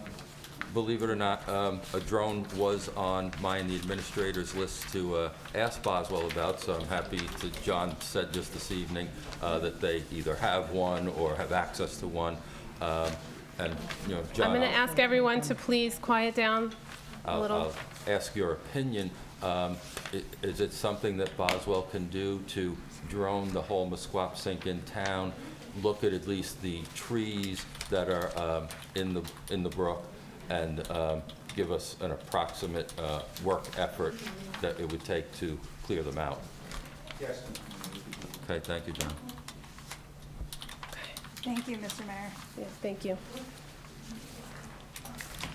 Excuse me, Desiree? Yes. I'd like to ask a question of the administration. Has anyone contacted the Army Corps of Engineers regarding this? Because they do fantastic work when it comes to jetties and inlets throughout the nation and waterways. They are an appropriate agency to contact. So just a question. Maybe Mr. Kimmick can reach out to them. They do have very good solutions for water difficulties. Just a thought. Mr. Ukimic, is that something that you can do? And Mr. Mayor, can you, it's a great suggestion. We'll follow up what I've been told in the mayor's meetings from people, at least from the DEP, who show up. And so I'll verify this, but I'm going to share that the Army Corps of Engineers now is looking like more regionalization. They won't look at specifically one town, and so that's part of the reason why the mayors are coming up with the coalition that we have, and we're talking about doing an interlocal agreement, because, you know, we can talk about it, but until we get an interlocal agreement among all of us, that's what will get things started. And so, but I will confirm that with either, you know, John at Boswell or other people in Boswell or independently. Mr. Mayor, can I ask how often is that on the agenda, and what is the time frame you think before that can actually be operationalized to have? The mayor's group and the interlocal agreement? Just trying to think. It will probably take about 4 months was the estimate, because, you know, getting even 2 towns to agree on something is a challenge. To get, you know, 6 or 8, you know, is going to be a challenge. So, you know, we're all committed, but each town will have its own say, and, you know, so, you know, it's not something that's going to happen in a month or 2. Okay. Keith Jensen, 133 Woodfield. 3 topics: shared services, 414 Pascack, and my property, 133 Woodfield. Can you speak up, Mr. Jensen, please? Speak up? Yes, please. All right, let's do it again. Thank you. All right, so I'm talking about the shared services, 414 Pascack and 133 Woodfield. See, Mr. Getz, good job over there today. It's pretty impressive. Everybody should hire you. Mayor Calamari, shared services, I've seen where we do, obviously, with that Board of Education, you know, do that, the schools. The gentleman in Westwood, I think Bruce Gary, I forget, he gave a proposal for you for shared services for Recreation Department and for seniors.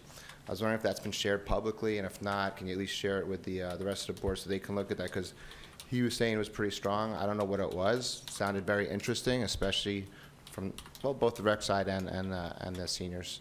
Why was it denied, and maybe we should look at something like that. Keeping in line with that, if we're doing the DPW, have you guys looked at shared services for that? And if so, what was the results before committing to what you're doing with the DPW in town?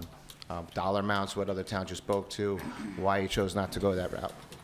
Second topic is 414. You've got a lot of odd parcels around town. I want those parcels that are on my property. I just recently shoveled and de-iced your sidewalks about a month ago when we had that freak storm. Safety issue. I took the initiative on it, but it was your land. But I've been taking care of it forever since I bought it and beforehand. I want that property. I don't know why I can't have the property. You guys ignored. I just sent it to you written. I sent it to you email. I've come over here many times over. We were supposed to have a meeting on it. I couldn't make the meeting. I'd love to reschedule you and Daisy. Thank you very much for that. But that property has nothing to do with 450. It's the lot on the corner of Ridgewood and Pascack, then my property on 414, and then 450. So you can't talk about it because of 450. Has nothing to do with that lot, unless you guys are looking to come after my house too on 414. If that's the case, you should let everybody know you're looking at eminent domain that too. 450, I know you're not going to talk about it because you're in negotiations to acquire it. I don't care about that part, but I do care about what your goal is to do with it after. Other than just park space. If you're going to develop it, what's the goal to develop and how much you're spending on that and what the whole plan is. Third topic is 133. I'll defer my remaining time to the Lake Association behind me too, but my house had 5 feet of water in the backyard 2 weeks ago during the storm. I had about 8 feet, 3 feet in the house, first time ever that I knew of. But that problem, if you can ask the Boswell gentleman here to talk to me and come to my property, I'll share with him a proper environmental study I did. It cost me several $1,000s. I'll give it to him, probably take a lot of work that he would need to do on his own for him. I filed it also with the county of Bergen. They have it on record. But I've a major issue over there. And I'm not pointing the fingers right now. I'll let the Lake Association do that, and I'll talk to them. That's all I got to say. I defer the rest of my time to the gentleman behind me, unless you got any questions for me. Thank you, Mr. Johnson. Desiree, I can respond on a couple of those. Okay. Regarding the rec shared services, Westwood did give us a proposal sometime last year, I believe. They wanted $20,000 from us. but they didn't outline any of the costs or anything that that $20,000 was going to go toward. And the other option was, and they went ahead and did it, was they now charge us their out-of-town fee, which is an extra $25 per participant in their programs. So I don't have the math in front of me, but $25 per participant going into $20,000 is a lot of participants. And so I brought the idea to the council when it was presented by Westwood. It was a prior council, so not everyone who's on here now was on then. And I think it was unanimously voted down, but I could be mistaken on that. Regarding DPW shared services, I ask at almost every mayor's meeting that we have. I asked Wednesday night. Again, no town has the space that would be needed to absorb our operations into theirs. It's a space issue, like has been spoken about tonight. No town has enough property in addition to what they have for their own towns, to take us on also, was the consensus. So those are the updates on those couple topics. Thank you. Bill McAuliffe, 58 Hemlock. Good evening. I'm not going to take up a lot of your time. First off, I'm the one who wrote the petition that's on change.org. In regards to anybody dropping off any flyers at Our Lady of Good Counsel, I was not aware of it. I did 16 years in Catholic schools. I'll speak to any priest. I will talk to them. I have no problem with dealing with like I said, it's 16 years in Catholic school, so I know how to talk to priests. My petition in 10 days has collected almost over 400 signatures, 432 before I came to this meeting. Those are people who are here in Washington Township, Paramus, Ridgewood, Westwood. They're concerned. They understand, and they live here, the negative impact that the DPW will have at Charlie Brown's. This is going to impact their daily lives. Many of them, all of them, are residents, and they vote, and they're going to remember what this did. I want to personally thank every single person who has signed the petition. I also want to bring some information that came to me. I can't take credit for it. That came to me from a concerned citizen. I've been a resident of Washington Township for the last 9 years. The site, as far as I know, at 95 Linwood, which is Charlie Brown's, was exclusively Charlie Brown's. Well, apparently in the 1970s is when it became Charlie Brown's. Prior to that, it was known as Hoogland House in the 50s and 60s. One citizen sent me a picture of Charlie Brown's as it stands today. And then there's an advertisement of Hoogland House way back 40s, 50s, whatever. Now, I never speak in absolutes, so I'm not 100% certain, but I'm pretty certain. Prior to that, the property at 95 Linwood was a convenience store and a gas station. There's actual gas pumps in this picture. Now, I can do a little research on the internet. I went to nj.gov, DEP, listed the address, and as far as I saw, there's been no remediation. So it's going back to the 30s, 40s, whenever this was a gas station, 80, 90 years ago, those gas tanks could still be on that property. Again, just did a little research. As of New Jersey DEP, our own state website, any gas tanks, oil tanks built prior to 1980, and this is a quote, severely prone to leaks and contaminating land and water. But I'm sure you will do your due diligence. I'm sure you've done your due diligence. But then again, you also say you don't have to adhere to the same requirements as us citizens. But I'm sure NJDEP will like to have a conversation. Again, I don't speak in absolutes. Thank you. Thank you. I will say one thing. I want to comment on that. Okay, I'm sorry. Desiree, may I make a Yes. comment? You can stay at the podium, but there are some comments to that. Yep. I can't speak for that far back. However, I do remember as a kid, there was a convenience and gas station on the corner of Linwood and what I call the Ridgewood Road Extension. It was not on the actual Charlie Brown's, and don't ask me why this comes to me at random. The name, I believe, was Landmark Motors. And so it was not at the Charlie Brown site proper, it was a couple blocks away from there. Same building. Okay, I'm just telling you from my recollection. Yeah, so, but I know for sure, so I'm not saying there wasn't one there, but it could also be confused with the one that I do recall a couple blocks away. Thanks. Yeah, I will. I just wanted to say that as far as environmental, that's one of the things that we do during the due diligence period.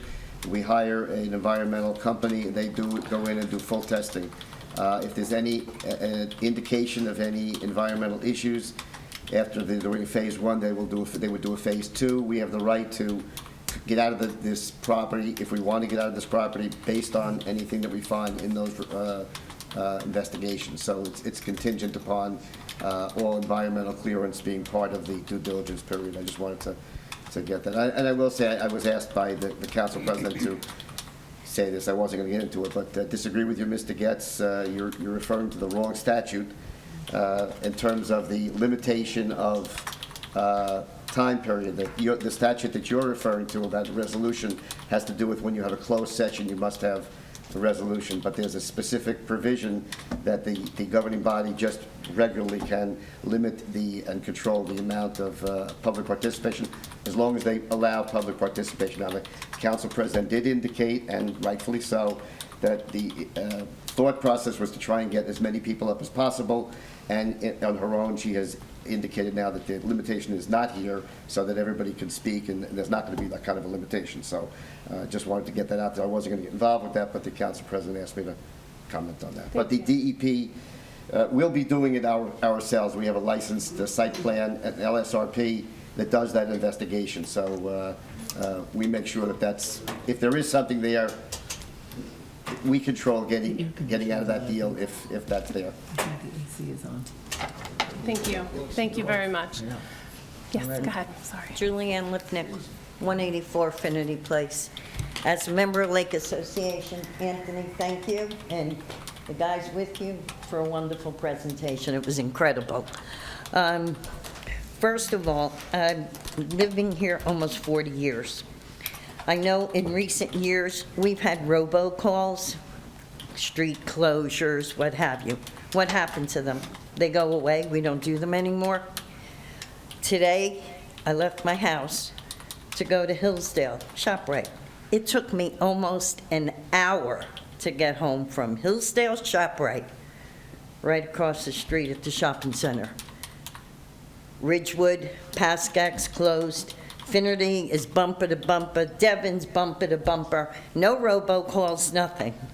I mean, what's going on? Don't the towns talk to one another? I mean, I had somebody come into my house for an estimate. He was over an hour late. And the guy's office is at the beginning of Hillsdale. I mean, this is absurd. Why are we not getting robocalls anymore? Makes no sense to me. There's a lot of chatter on the street, and a lot of it I don't like. One in particular, I have been told, not just by one person, but several people, that Alex DiChiera, the owner of the shopping center, is coming up to the boards because he wishes to make the shopping center a multi-use facility, putting apartments on top of that building. Now, people we've been talking, especially with the holiday weekend, and I understand that this dates back as far as election time, that this chatter was going on. Is that true? And what do you, as mayor and council, know about it? I know, Mayor, you're no longer in the shopping center. If that be the case, there's not enough parking there for shoppers, let alone putting apartments there. Or is the game plan to throw out the post office so tenants in the apartments can park in the back? I don't know. Anything in town is possible. My other final statement is this. I've been here listening to all the complaints and the reasons why the DPW shouldn't go over on Linwood. What I can't stand is the lip service, and that's what the residents get, lip service. I'm a victim of lip service. When the shopping center was enhanced, 168 feet closer to our neighborhood homes, you were not sitting on council, neither were you, Mayor, but Ken was here. And the lip service was just what I'm hearing. Don't worry, we'll shield it for you. We'll make sure the trees, everything will be fine. We'll take care of it. BS. Come take a look at what we look at. It's a hellhole over there. And Mayor, you came, you met with me, my husband, our neighbors, on your plan for an enhancement there. We agreed. Thank God I didn't give you the permission to chop those trees down in the fall, because the place still looks like the dump. And there's cigarettes, and there's liquor bottles, and we know about the urination factor now. It's all gone to hell, and it's lip service. You can tell these residents you're gonna shield that building today, because you're in charge. And just like Rudy Wenzel and his whole constituency, they're all gone. Who's dead? Who's not in service anymore? Is anybody caring for it? I have it in writing. The first 10 feet of that property is town property. The town put in those trees. The shopping center was supposed to maintain them. Did he? No. Vines grew up, killed the trees, and now we look at nothing. It's horrific. I myself spoke to Alex DiChiera not long ago. You have 1 minute. And I said, would you ever consider beautifying it like you did the front? Definitely, definitely, he said. Oh, yes, yes, yes, yes. 6 months went by, spoke to him again. Hell no, why would I dump any money over there? If the town wants to do it, let them do it. So residents, I tell you, lip service, that's what you get.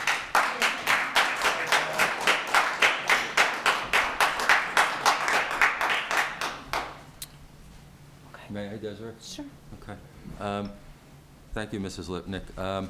I want to say you're right about the robocalls. I will follow up with the police to see why they have not been going out. It is a good idea because a lot of the utilities are doing a lot of work in town these days. So to the extent that the police get advance notice, I will definitely talk to them.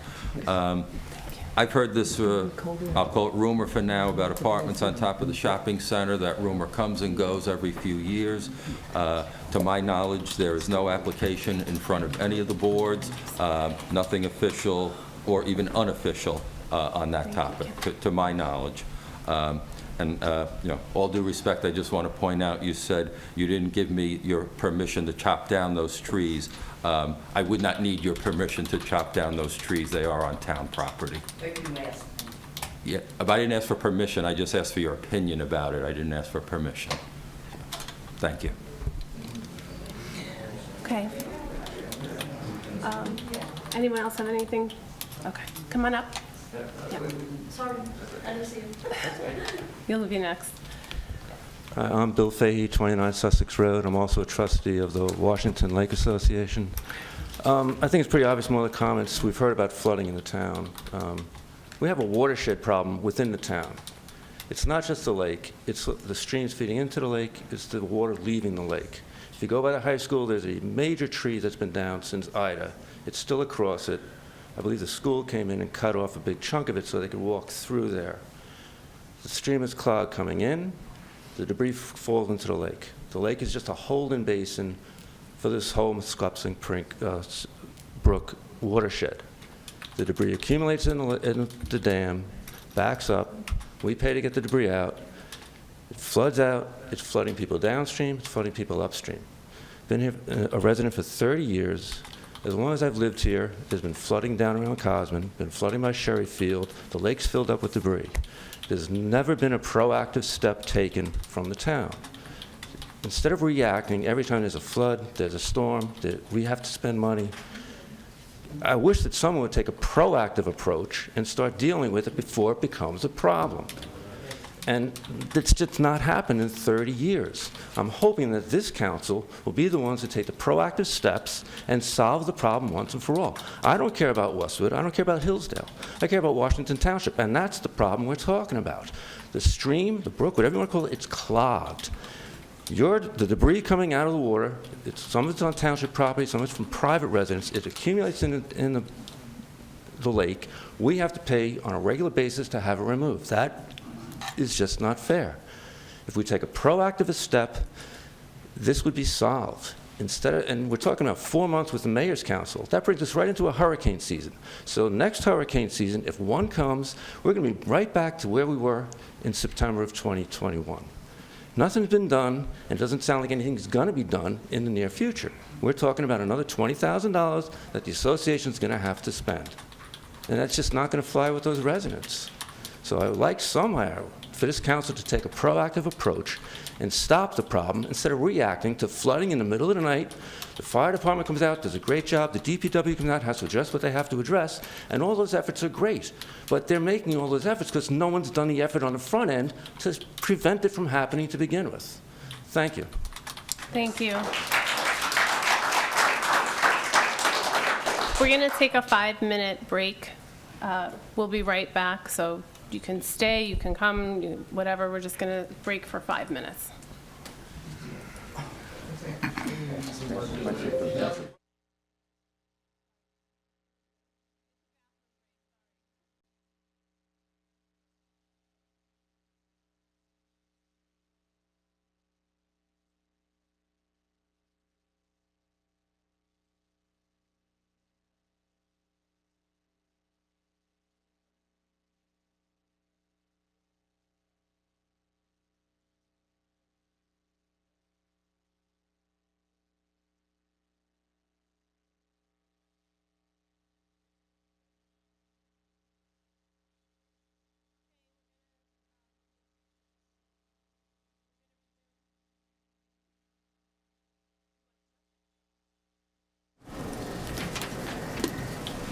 Rose Candiletti from 46 Hemlock Drive.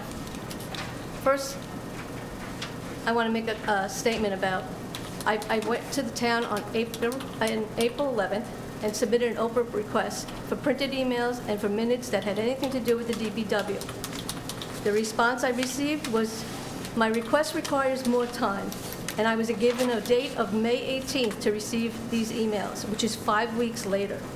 And if I don't get them by that date, it means my open requests are deemed denied. The response for the printed minutes I requested told me that I needed to clarify my request. It was absolutely clear, but I gave more clarifications this morning. This is just a delay tactic, and I'd like to know why you don't want your residents to have access to documents and information that we are entitled to receive. Oprah is supposed to be a 7-day turnaround. Next, I'll start with my questions. Why have you decided to take a rateable property away when you already own more suitable property for a DPW? What is the full amount of the rateable you have calculated that the town will be losing for this property, including the devaluation of properties affected? How do you plan to make up this lost rateable? Have you done a strategic study for this property? A strategic study would show if this is truly the most effective and efficient property for the DPW. If you didn't do a strategic study, how did the mayor and council determine this to be the best location for the DPW? And what studies did you do to rule out all the other properties that you ruled out that you already own? Were these studies, reports, and where are these studies, reports, and statistics that show why you ruled out better suited locations and determined that this site was the best? You have Sherry Field, you have the horse farm, you have the swim club, its current location, and now Paul just mentioned maybe approach the church. Maybe your decision for these other locations were a little biased, maybe because horse farm was near where the mayor resides, and Sherry Field and the horse farm were closer to President Morgan's residence. When I recommended taking a part of the swim club property for the DPW, The mayor and Morgan's response was, we can't do that. We have a tree ordinance in town, and we don't want to cut down our trees. When the two of you made that statement, you both placed more value on a tree than you did on the quality of life of your residents. All of these responses are just your opinion and do not prove or show us that Charlie Brown's is the best location for this DPW. Why were residents not included in the location decisions?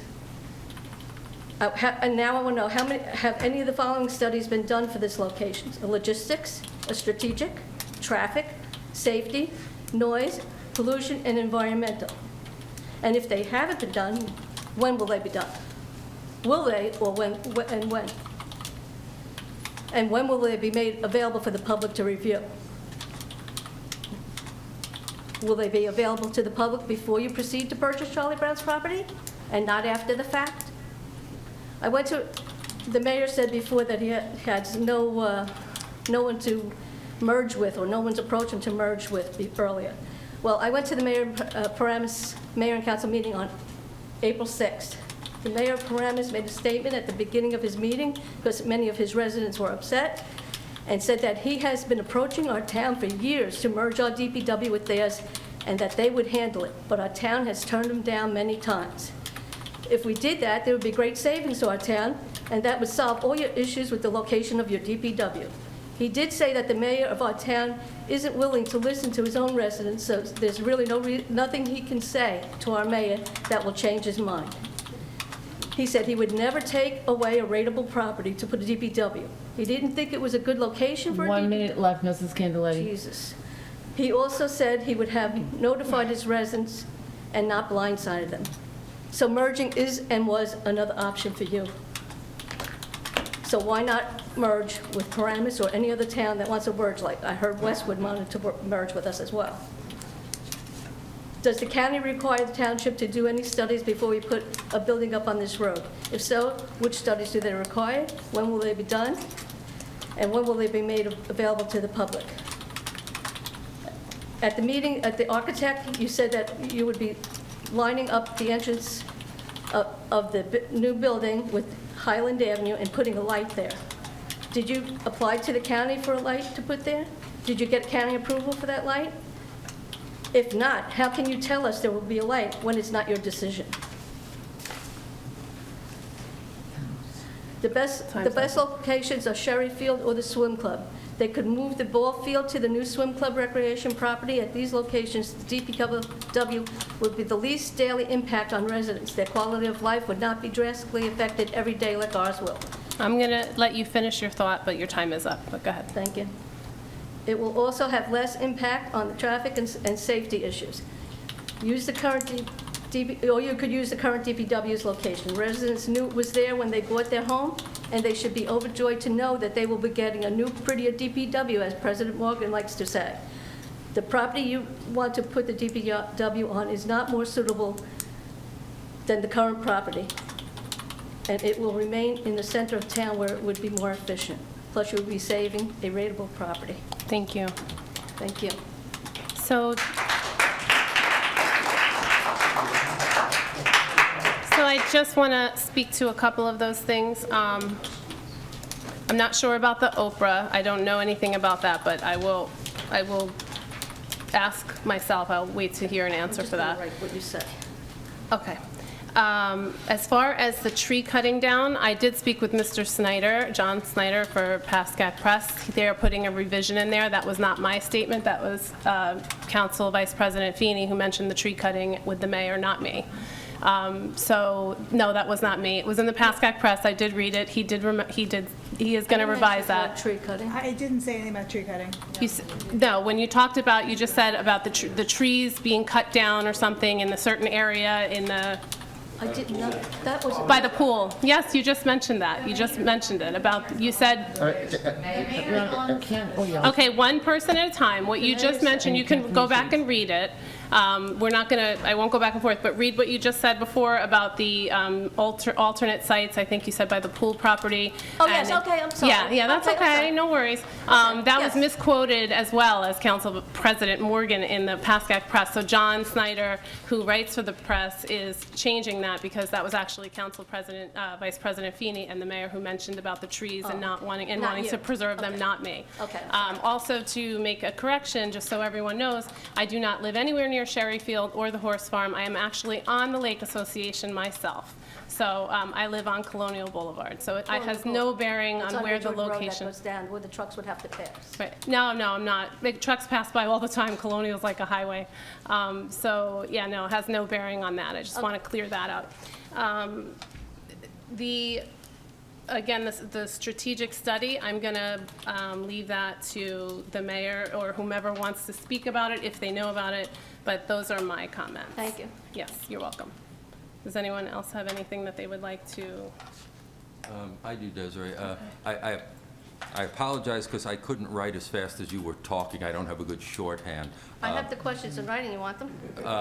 Yeah, because I was going to say I'll go back and watch the meeting and pause it and jot them down, but if you have them, you'll save me a few minutes of work, so thank you. Thank you. But I do want to comment about the Paramus mayor. This has been, I'm in my 5th year as being mayor. Not once has he reached out to me, and this has hardly been a topic that's been off the radar since I became mayor. One of the first things I did was start to look for a temporary place to put the DPW because we knew the soil out here had to be remediated. So for him to make that statement that, you know, he may have asked previous mayors, he has not reached out to me once on this topic. So that is flatly wrong. And, you know, if he truly said that, he should be ashamed of himself because that's an out-and-out lie. Okay. Studies? If there's not if we don't have anything at this time to answer, if there's not, you know, Mr. Tovo, I know, is not here. If there's no answer Yeah, on the topic, we'll. I will get you answers for the next meeting, and I hope it's a special meeting, but I don't have answers So to are we all going to these hold study off the questions purchase right for now. as long We as can't we're go back holding and forth, I'm sorry. But you're not answering my questions. No, This you is- actually are supposed to be seated after, if we're going to No, not answer. if- No, that's the way that we. Oh, okay, I'm not allowed to write. No, you were speaking. You weren't writing, you were speaking, you were engaging, and But that's you not weren't fair answering because my I haven't question allowed again. anyone else to do that. The mayor just mentioned that he was going to answer all No of your answer. questions. You Okay. should have all these answers. If you're developing this property, you should have the Can, answers is there to these anyone questions. else who would like to come up? Okay. Then you can come after. Tony Plantamura, 808 Robinwood Road. I wasn't going to say anything, but after hearing all this, I do want people to know that I was the first class that ever entered Our Lady of Good Counsel School in 1961. So just so you know, if you want any history, come to me. I'm still here. Second of all, there used to be another dam in front of my house off of Robinwood Road and Washington Avenue that broke in the 60s. That caused a backup up by my house too, which goes downstream. Maybe a solution to the Schlegel Lake that I used to ice skate on there when it was public, and we called it Washington Lake, is to go public and stop being private and let everybody go on there, and we'll share the expenses together, and maybe you can apply for different grants. But this is really what concerns me. I don't know, maybe one day I'll be a politician, and I think I'll do a better job than a lot of you, okay? Because you're not hearing what some of these people are saying. It goes back to the artificial turf field that I fought here for 4 years. You spend a lot of money and you don't think that you have an obligation to ask the people whose lives you are affecting by these big projects because you're a municipal government and you don't have to. You don't have to notify the residents. You did it with the fire department building, the $6 million monstrosity that's there. Now you're doing it with the DPW. You do it with other projects, spending a lot of money. My daughter was going to take over my house that my parents built in 1956. That's how long I've been in this house.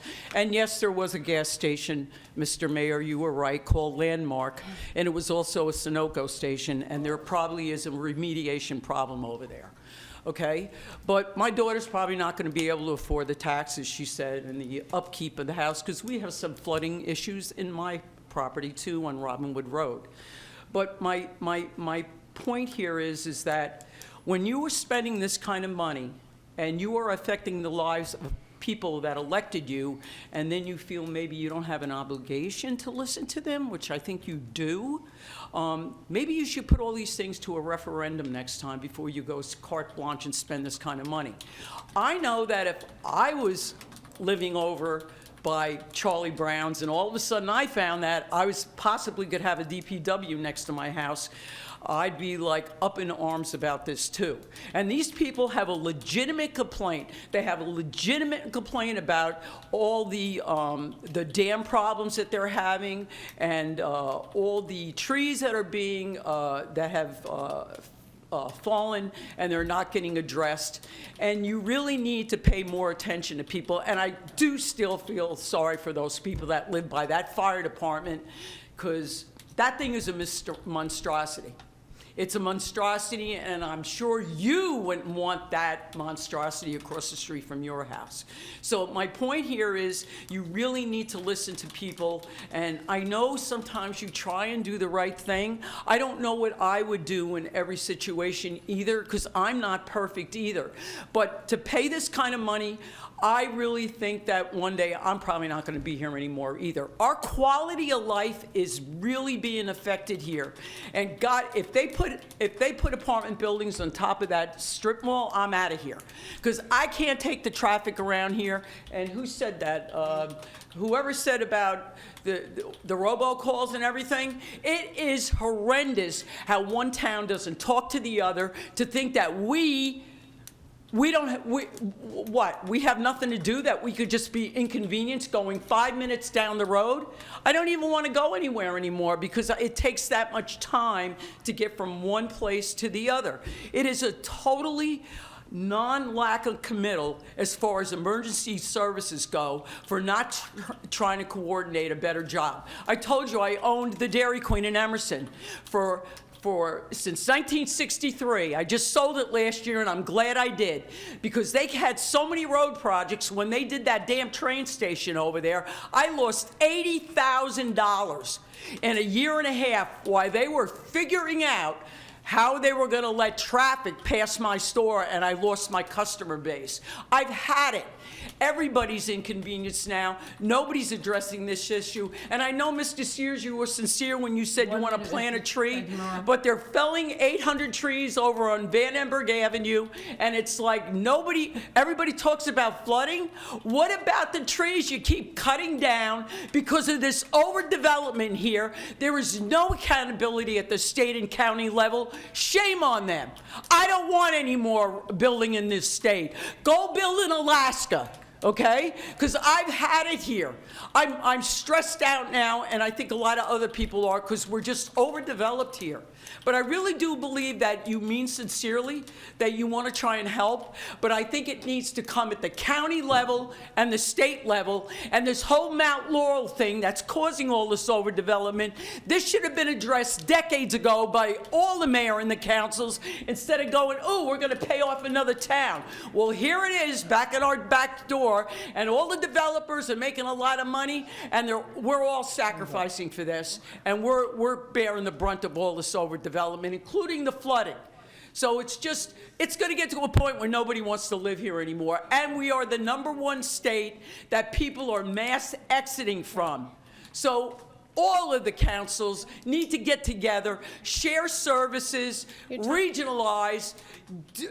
You'd have more money to spend and help us, because it's just really out of control in this state.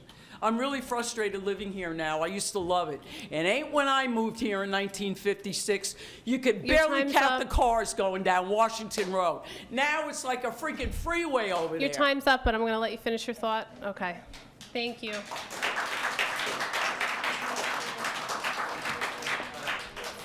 Council President, I just have one response. It's okay, come up while she's speaking. So you're 100% right about Mount Laurel. So there is a movement in the state right now, and you should, I was on a conference call about this. Everybody needs to write to the New Jersey State Legislature, okay? They are the ones who can overturn Mount Laurel and make changes. Where it should be, the development of a lot should be the percentage of the lot, not the side yards, okay? That's the law that needs to be changed. And you write to your state legislators, write to the senators. Holly Schapese would be more than happy to listen. I know Josh Gottheimer is working on this too. You need to write to them, write once a week, because that's what has to change. Is that law does not change, we are still going to be in the same COA requirement and all the other things. The size of the lots needs to change, where it needs to be a percentage and not the side yards, but it has to come from the New Jersey Assembly. So please take the time to write, because I do, and I call them frequently about this. Can you post that somewhere online? I can absolutely post that. I'll post their contact information. Just, I swear, if you write once a week, they'll be so annoyed that they will respond to you, because it's like the Shawshank, right? He wrote one letter a day, and then he finally got the books, and then he said he was gonna write 2 letters a day next time to get the books. It's the same thing. The only way they're gonna wanna change things is if you are actually talking to them. So. Thank you, Council Vice President. Sherry Benjamin, I live at 50 Hemlock Drive. Just again, a little bit of statement about like really listening to everyone, and I'm least like as professional as everyone who has talked. That's okay. But to be honest, I feel you are contradicting yourselves. Like you're saying, you were nodding your head when the senator was talking about transparency from the Board of Education, but you yourself were not transparent to us about this DPW. So you are contradicting yourself. You're just saying, oh no, about the Board of Education, but at the same time, oh yes, on the DPW. You are contradicting yourself with the flood and saying, oh, well, oh, please, Mr. Engineer, go and let's do it regional. And the mayor is saying, oh, the Paramus mayor didn't speak with me. Did you speak with him? Did you initiate that? Like, why are we doing it regional after the fact? Why aren't you proactive in doing that piece? Why are we contradicting ourselves? You're saying about the funding issue that was spoken about last week, and today a simple financial point was a 7.5 million, just at DPW, which is the same size as the current one. And you're not considering other alternative because of financial issues. Again, you're contradicting yourself. You don't know how to optimize your money. You're so happy about this firehouse that it's less than budget, but you can pay more for this DPW and Charlie's Brown. Why are you contradicting yourself? Why are you buying a property and then doing the due diligence right after? Why aren't you doing it before? You are contradicting yourself. Why is that? I work in HR. I put rules. I put processes. I assess people. We assess and then we act upon it. You're doing the right opposite of it. Why are you doing that? I have one small question. Why do you think it's a good idea to put the DPW in Charlie's Brown? Just give me one reason. One reason. Why? Can I have an answer? When you sit down and you're all done with your statements, we answer. Okay. Yep. Thank you.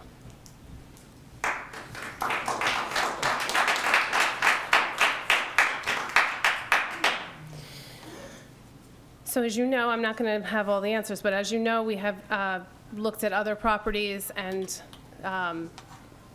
for whatever reasons, they were not feasible. They didn't pan out, or whatever the situation was. We do need a DPW, so we're trying the most viable option we can find. And you know, we're hearing over and over, you're lying to us. You're not allowing us. You're not listening.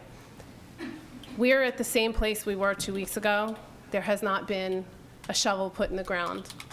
So we're listening. And I don't think it's fair to be berated up here 2 weeks later with the same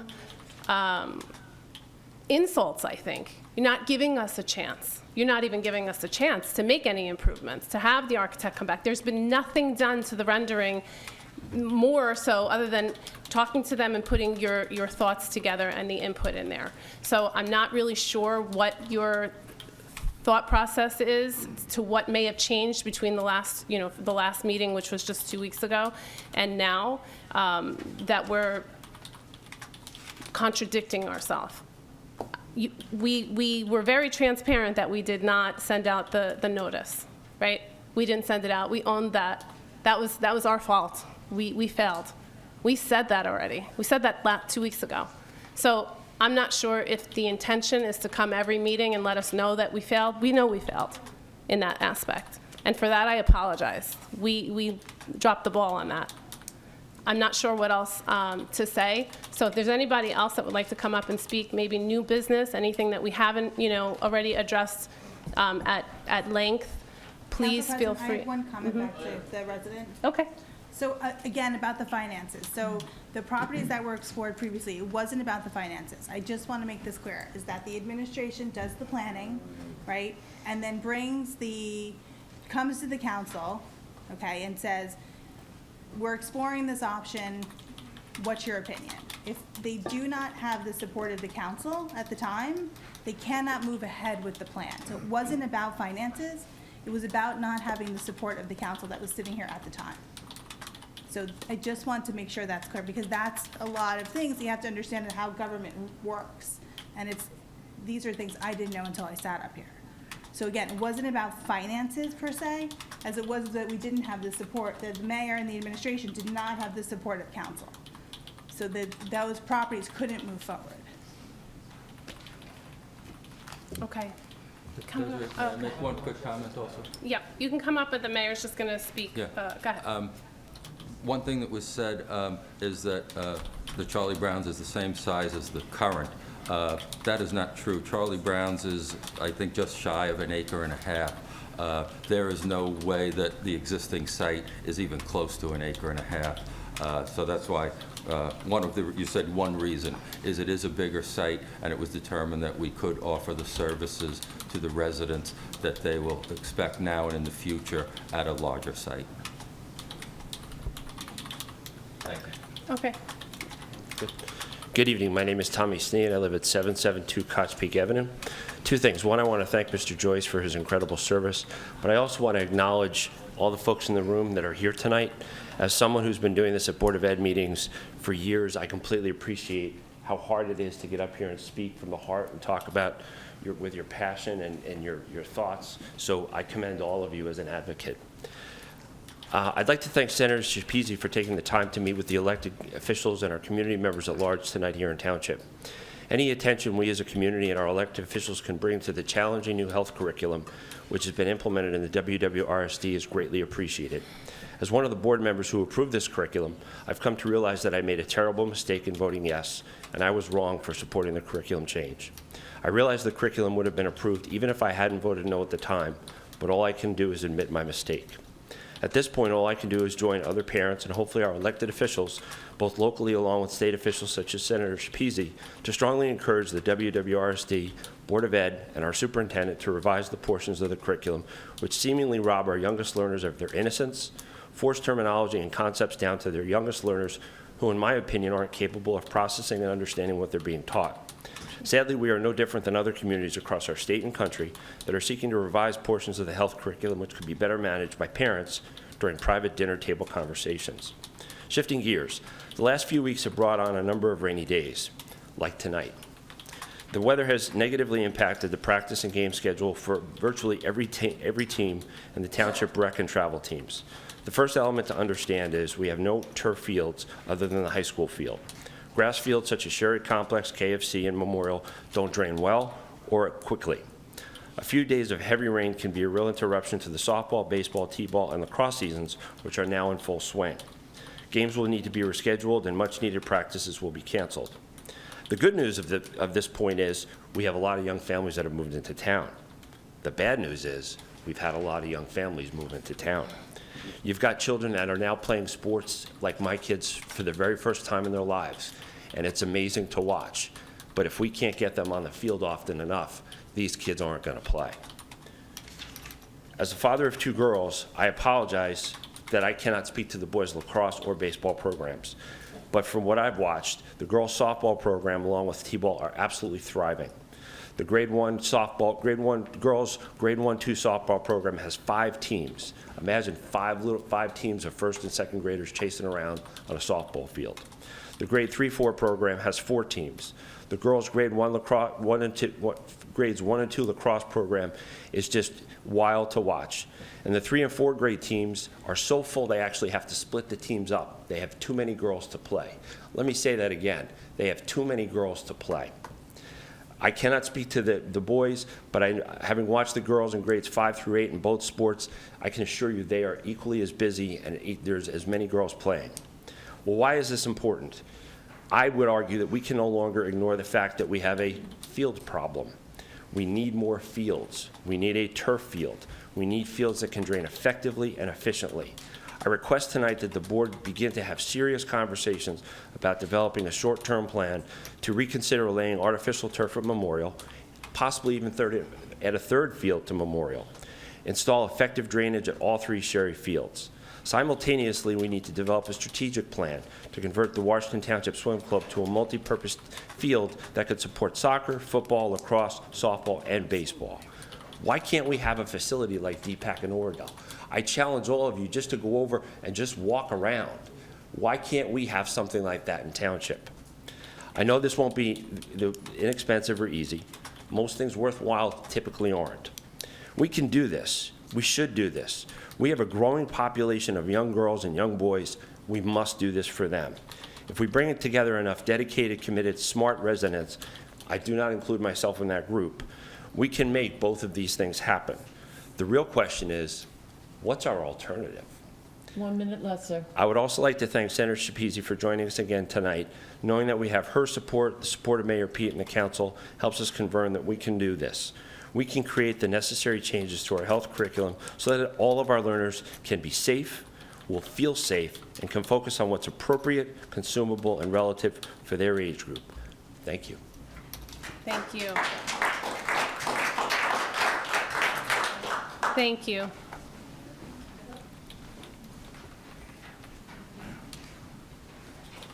Mark Candeletti, 46 Hemlock Drive.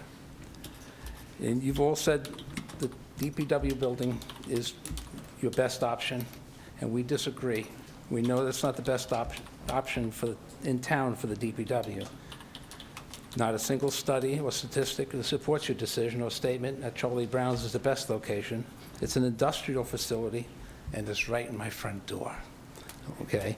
So it shouldn't be in a residential area, no less in front of any house in town. The property is triangular and not large enough to turn trucks around or accommodate your proposed building, as well as the operation of vehicles and activities without having major issues for the operation of the DPW.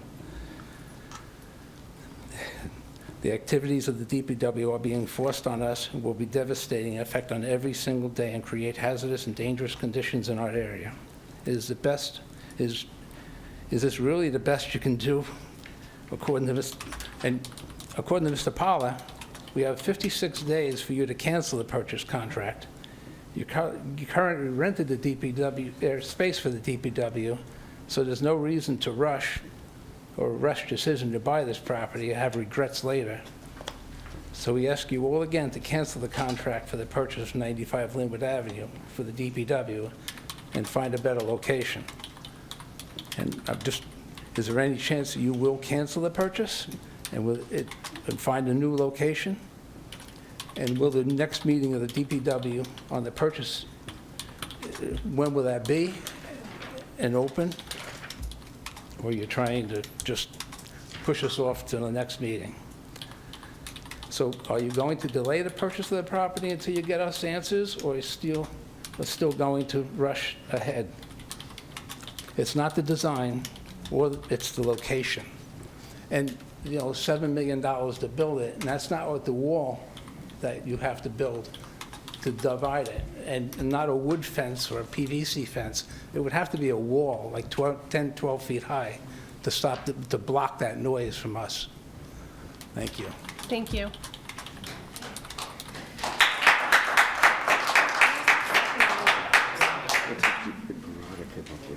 First speaker, he just threw out the second. So I just want to say for anybody who, that $7 million was a resident's comment. That's not something that, just so everyone is aware, that is not something that we said that it was going to cost. That's not been out there. That was a resident's comment. Okay. Okay, not from the seats. We're not doing that. What was your, not from the seats. We're not doing that. You can speak. You can speak.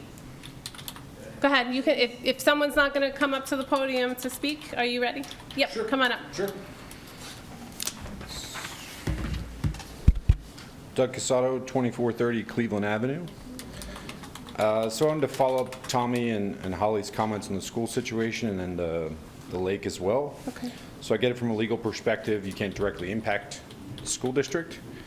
But like anyone else, I believe you have a voice, quite a loud voice and platform to help drive change. So I'd ask that maybe consider writing a resolution or a joint email sent to the right people to help drive some noise that more or less we won't support the new health curriculum for children in our community. And just a reminder, right, that's costs no money. It's a very cheap thing that you all can do if you just contribute and put the time in. So as a lake member, switching topics, I moved to the house. I live on the north end of the lake, simply because it's a nice house and it maintained views of the lake. That end of the north end of the lake is basically turning into a swamp very quickly. So yes, it impacts lake members. I get it, it's a private lake. You also know that that lake in our community is a very unique asset, provides really cool views. That's why about 100 people walk around that lake every day. So I think it's really important that we consider working together to solve this issue because, you know, when you drive through the community, you want to buy a house, you see the lake, it is very inspiring. So I thought I'd come here and see a little more doing. I won't be all that bit of a critic about it, but I thought I'd see a little more doing or feel like more was going to be done. So I'll leave you with some comments from a Westwood Regional School District graduate. Be brave and do something. Thanks. Thank you.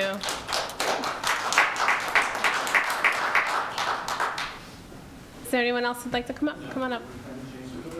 Do you have a date yet for the meeting that's going to be just for the DPW? Yeah, we can definitely, we were looking at May 2nd or May 3rd or May 5th. I know that Council Vice President, I will be in New York from the 4th to the 6th. I will so not be does the available. 3rd work for Councilman Casio?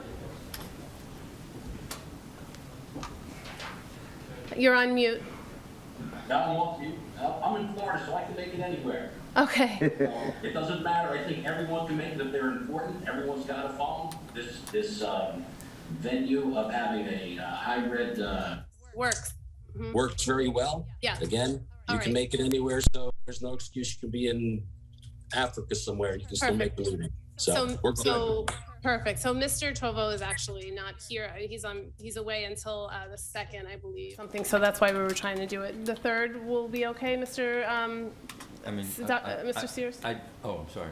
Oh, I'm sorry, Councilman Sears? I'm fine. Okay, Mr. Mayor? I obviously can't speak to Bob's schedule. I mean, I'm 99% sure that, he will be available. Okay. But I never know. He may have an off-hour meeting scheduled already. I doubt it, but Okay. I just don't want to speak 100%. Okay. And I'll make myself available. Okay. And everyone else? Okay, so we're gonna go with 7:30 here? May 3rd, 7:30 here. Yeah, and it will be a DPW topic. Dedicated for this very issue. Yes.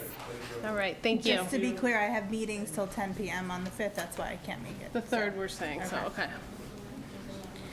Okay, I'm sorry, go ahead. Pete Maliani, 95 Woodfield Road. I just wanted to touch on a couple things. I don't have any prepared comments, but I did want to thank you for inviting Senator Schapese to speak to us today. I think that was a great move.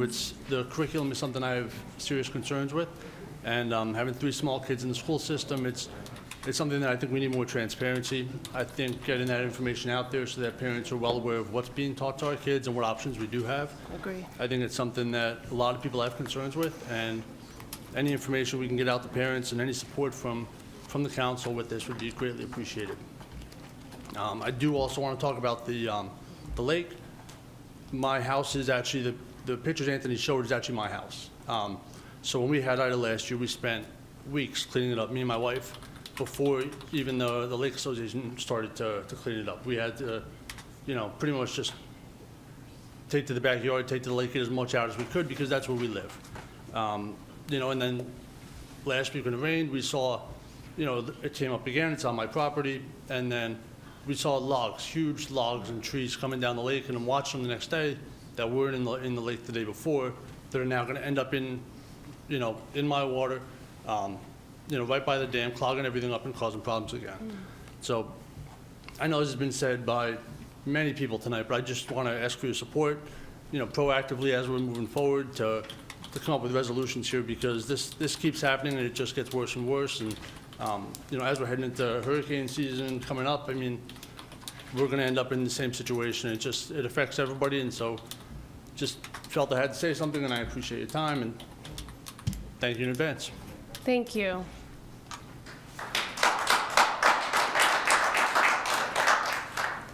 Is there anyone else who would like to come up? Is there anyone online?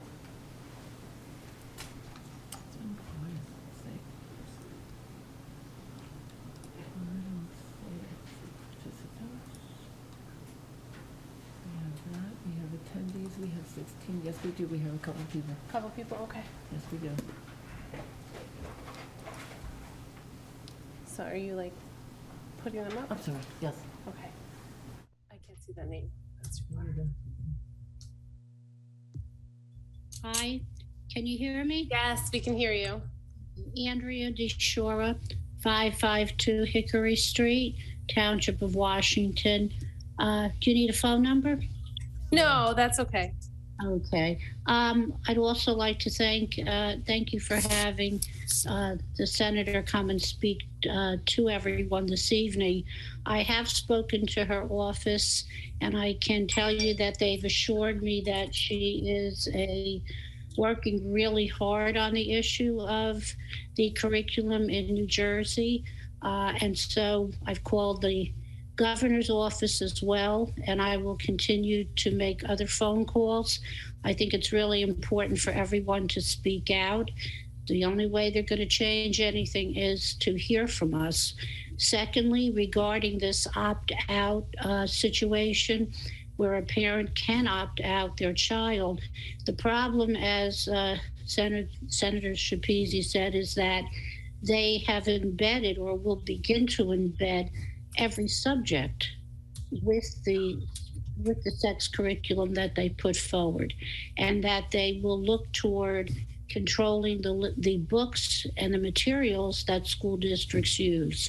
So I don't believe that it can be postponed. I think it has to be completely repealed. And the only way they're going to do that is for everyone to speak out. Secondly, I did go around regarding the DPW side. I go past there many times in my driving around town, coming in and out of the township. And I did go around looking at all the trucks and vehicles and all. And I would concur, just looking at your plans, that doesn't look like there's a lot of width in the property. It goes back deep. And so turning around those trucks and materials, plus I saw a lot of other things on the 3 sites where you have trucks and materials.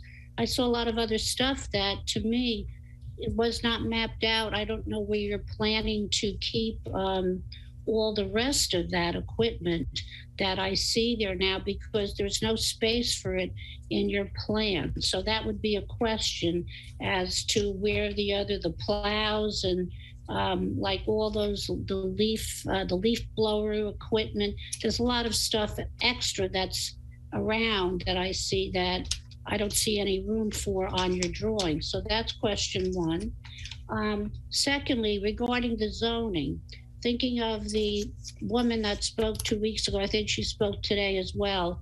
If I was selling a house, say on Hemlock, as a realtor, and they're looking across the street, you always check the zoning of an empty piece of property. Well, that's residentially zoned. Who would ever imagine that a town would take something that's residential zoning and everything around it is residential and put a DPW site. I mean, never in your wildest imagination could you imagine that homeowner you put into the property coming back to you and telling you it's now gone from residential to a DPW site. I think that's a pretty big leap as far as zoning goes. So I think that's a problem. And I think also that someone from 2 weeks ago, and this is my question, say you do move forward, have you considered not taking the turn? If you say there's no light, it's impossible to make a left there, particularly for big trucks. It's impossible for cars to make a left there. All right. So if you're making the right and there's no light, you make the right turn. Someone did ask why you couldn't continue down Linwood. Do not turn on Parkway Court and go through all that neighborhood area. Would you consider going down and making the turnaround on that little stretch on Route 17? You make the left, get onto just a little short section and come up. I think you come on to Van Emberg there, if I'm correct, onto East Glen, I think. Whatever that next street is, that's the major street there. You have 35 seconds left. Would you consider that way for the trucks to go? So question is to all the rest of the equipment, and secondly, how those trucks are going to go, assuming there's no light. Okay, thank you, and we will, if we can answer it, we will, but I don't know if you heard there's going to be a special meeting for DPW questions on May 3rd, 7:30. But we will try, if there's an answer on the dais, please feel free to chime in to her questions. Otherwise, we can discuss it further on May 3rd. Her questions Desiree, I'd like to answer her. Okay. We talk about making a left out of Hemlock to go to the township. And I know I've tried making a left going down Linwood to get on 17 going north. Talk about a disaster there. That's a tough turn because that's always crowded coming over the bridge. So again, I don't think you're alleviating any dangerous left turns by moving it down to the bridge at 17. Just my opinion. And I'm sure other people know that is a hard left to make as well. And that's my comment. Thank you. Okay. Desiree, Mayor? Yes. Regarding the topic that Holly spoke about, I had wanted to say this, and you finally saying something gave me the opening. I'm not a big fan of opt-out provisions on things like that because, in my opinion, there's a stigma when you opt out of something in schools. You might be treated as that child, and who opted out, and so I'm not a big fan of that. So I agree. I wish they wouldn't teach this at all. It's not age appropriate, and for that reason, I don't even like the opt-out provision. And you mentioned about DPW trucks and turning around. The DPW, at its present location, there's no way that anything bigger than a dump truck could turn around. And it's been operating that way for years. So the DPW is used to it. Whenever they get deliveries, they make sure that no trucks bigger than what can be accommodated at the site are used for deliveries. So that holds true to the current site, and it would hold true at the potential new site. Any deliveries they get, they would make sure that the delivery companies know you can't bring a tractor trailer in here because it's not sufficient. Thank you. Okay, and I just want to say thank you, Mr. Shora, for calling and contacting the governor's office and that fighting attitude. I think that's amazing, and I will join you in that. So I think I speak for most of us up here, if not all of us, when I say that you're not alone in that fight. Okay, is there anyone else who would like to speak? Yeah. Oh, there's someone. Right here. Yeah. Okay.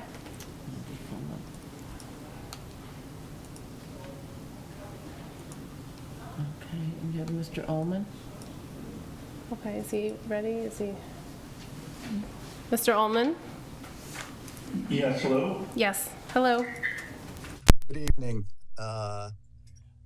Michael Ullman, 2 Clark Avenue. I'd like to first thank you for inviting Senator Schepisi to discuss the important topic. I was wondering, do you have any plans to invite her back to speak about exit 168 and 171? We could use some advocacy to alleviate some of the congestion coming off of 168 and dumping onto Washington. And I'd like to hear her thoughts and if she would advocate on our behalf. I know there was a meeting that was they were attempting to schedule. I don't believe it ever took place, and an update on that would be great. The second question, at the 329 budget meeting, there was a discussion about the compensation of the superintendent, and there appeared to be some confusion about the compensation. Ordinance 20-10 had a split compensation of $76,000 and $78,000, depending on certification.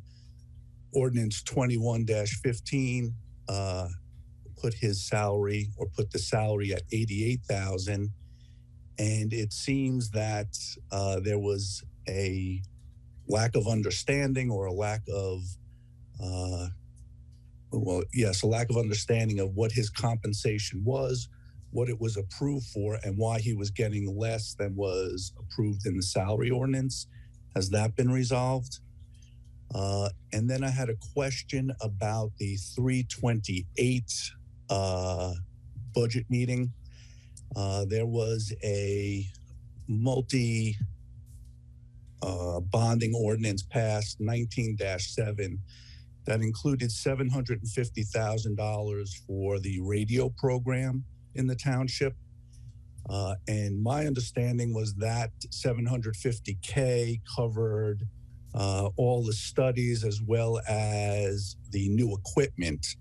And there was a request made by the fire department for $142,000 in portable radios, $15,000 for a base station, $15,000 for 2 mobile stations, or 2 mobile units, and an additional, if I got my numbers correct, $71,000 for additional mobile units for next year. And I'm wondering,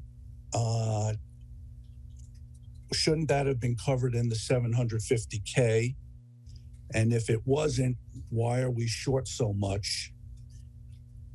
The next question is, does the police department have any shortfall that needs to be purchased? And lastly, is the DMF being provided radios for their vehicles and personnel to coordinate with emergency responses as one of the pillars of emergency responses with the fire department, ambulance, and fire department? Thank you very much. Thank you.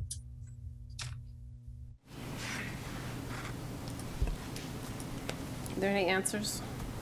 I can try on a few of them. Okay. I don't recall there being any confusion on the superintendent pay, but maybe I'm just not remembering it. But I think going forward, the council agreed on an amount. It could be in the past because he was acting superintendent as opposed to regular superintendent, that there was a salary difference between those 2 positions. So it could be that's why all the money in that line item wasn't totally spent. I'm glad, Mr. Ullman, you recalled the ordinance 19-7. The 19 means that's the year it was passed in. The $750K for the radio equipment back then, I believe, was an estimate, and especially now that we are in 2022, the prices have gone up. We also are getting a better system back in 2019. I don't believe the county, or I'm going to say we didn't know that the county would be putting up a radio tower that we would be able to interface with. So we are spending more money than the estimate, but what we're getting for a radio system is much better because it's digital, working off of a very close by county tower. And the DPW radios, I can't get into the technical thing on it, but I'm 99% sure that they will have connectivity with the other emergency services. Thank you, Desiree. Thank you. Is there anyone else? Yes, there is.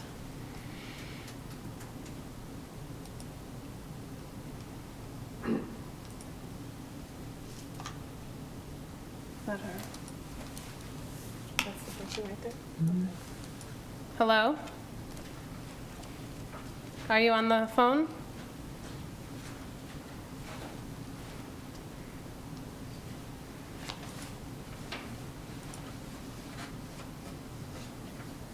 Is there anyone on the phone that would like to speak? Marianne, are you there? Maybe she just had it up earlier and left it up. Are you on mute? Is she on mute? What's that red button down there? This is her. She's muted. She's on her muted? microphone, yeah. You're muted, Mrs. Osment.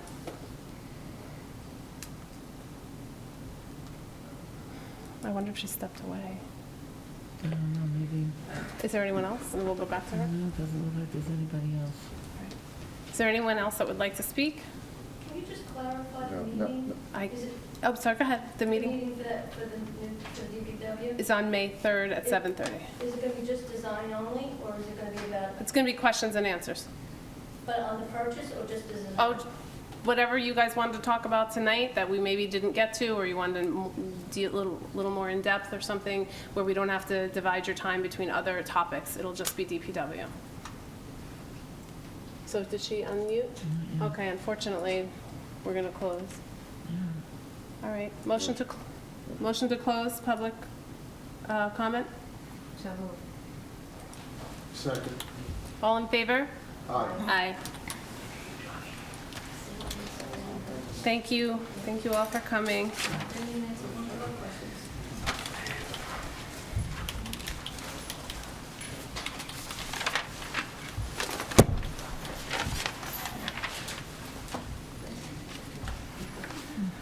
Okay, she's off. Just got a hand raised. I don't understand it. I don't know. Okay, adoption second reading. Is this right? Yeah. Okay, ordinance number 22-08, an ordinance requiring the registration of businesses which remove trees in the Township of Washington. Resolution number 22-218, authorizing second reading and opening a public hearing for ordinance 22-08. Can I have a motion? So moved. Second. Okay, roll call, Sue. Councilman Casio. Yes. Councilwoman Feeney. Yes. Councilman Sears. Yes. Councilwoman Velez. Yes. Council President Morgan. Yes. Okay. Is there anybody from the public? Is there any discussion from the public? I just have a comment. No one on there either. Save it to the public meeting. Is it a motion for the resolution? Yeah, I think there's just a miss. It's 217 and it's 218. Oh. That was it. Oh, okay, yeah, that's a point of order, you can do that. You can jump into that. Okay. You can jump in if you want. Yeah? Yeah. Okay, go ahead. There may be an error on the number, Sue? Correct me if I'm wrong, just the resolution says. I 22. have to look at it and, Oh, sorry. I'll have to look. What is the It thing? says 2217, but Right. then on the agenda, it's purple, it 22. says 2018. 218. 218. Well, I have 17 on the resolution. Okay, so the agenda's just I think the resolution, yeah, that might be. I will find out. Okay. That's it. Thank you. Good eyes, Stacy. Okay. 18. What's that? Do a motion to open the public and then motion to close the public? Well, hearing? Yeah, I already she motioned did. to She open. opened. Yeah, it's open. Okay, Mhm. okay. So can we, motion to close? Motion to close. All right, Dr. Casio, you want to second it? Sure, I second. Okay. Sue, roll call. That was Tom and Yep, Steve. Councilman Casio. Yes. Councilwoman Feeney. Yes. Councilman Sears. Yes. Councilwoman Velez. Yes. Council President Morgan. Yes. Okay. Motion to adopt ordinance number 22-08 at second reading by title. So moved. I'll second. Sue, roll call.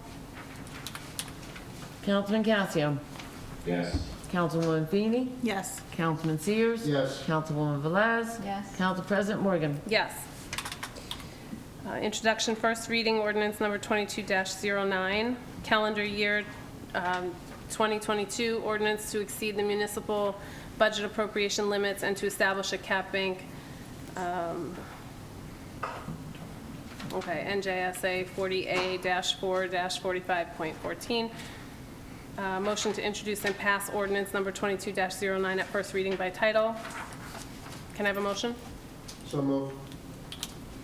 Second. Sue, roll call. Councilman Casio. Yes. Councilwoman Feeney. Yes. Councilman Sears. Yes. Councilwoman Velez. Yes. Council President Morgan. Yes. Okay, resolution number 22-218, authorizing publication of ordinance number 22-09 and schedule public hearing. I'll motion. Can I have a second? Second. Sue, roll call. Councilman Casio.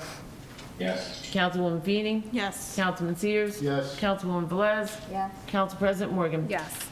Budget resolution, resolution number 22-219, introduction of 2022 township budget. I'll motion. Can I have a second? Second. Sue, roll call. Councilman Casio. Yes. Councilwoman Feeney. Yes. Councilman Sears. Yes. Councilwoman Velez. Yes. Council President Morgan. Yes. Okay, the following items have been determined to have the unanimous consent of council and will be enacted in one motion. Should any item require independent consideration, any council member may have such item removed from the consent agenda. Does anyone have any resolutions they'd like removed for discussion? Okay. Resolution number 22-220, authorized payment of bills March 31st, 2022 to April 13th, 2022. Resolution number 22-221, authorized refund of 2022 summer recreation aftercare registration fees to Daniel Della Sera, not to exceed $1,000. Resolution number 22-222, authorized refund of 2022 summer recreation before and after care registration fees to Robin Clifton, not to exceed $605. Resolution number 22-223, authorized tax collector to refund certificate number 18-00004 in the amount of $23,010.57 and a premium for tax sale certificate number 18-00004 in the amount of $28,500 for a total not to exceed $51,510.57. Resolution number 22-224, authorized tax collector to refund overpayment of homestead benefit for quarter 2 2022 tax installment, block 4307, lot 10, 529 Cypress Street in the amount not to exceed $890.92. Resolution number 22-225, authorized tax collector to refund overpayment of quarter 2 2022 property taxes, block 2502, lot 18, 67 Andrea Lane in the amount not to exceed $1,000. Resolution number 22-226, authorize the mayor to execute Uniform Shared Services and Consolidation Act agreement between Borough of Saddle River and Township of Washington for the shared use of the Borough of Saddle River Certified Municipal Court Administrator. Motion to approve consent agenda resolutions. I will motion. Can I have a second? Second. All in favor? Aye. Aye. Okay. Adjournment to conference agenda. All motion? So moved. Second. Okay. All in favor? Aye. Aye.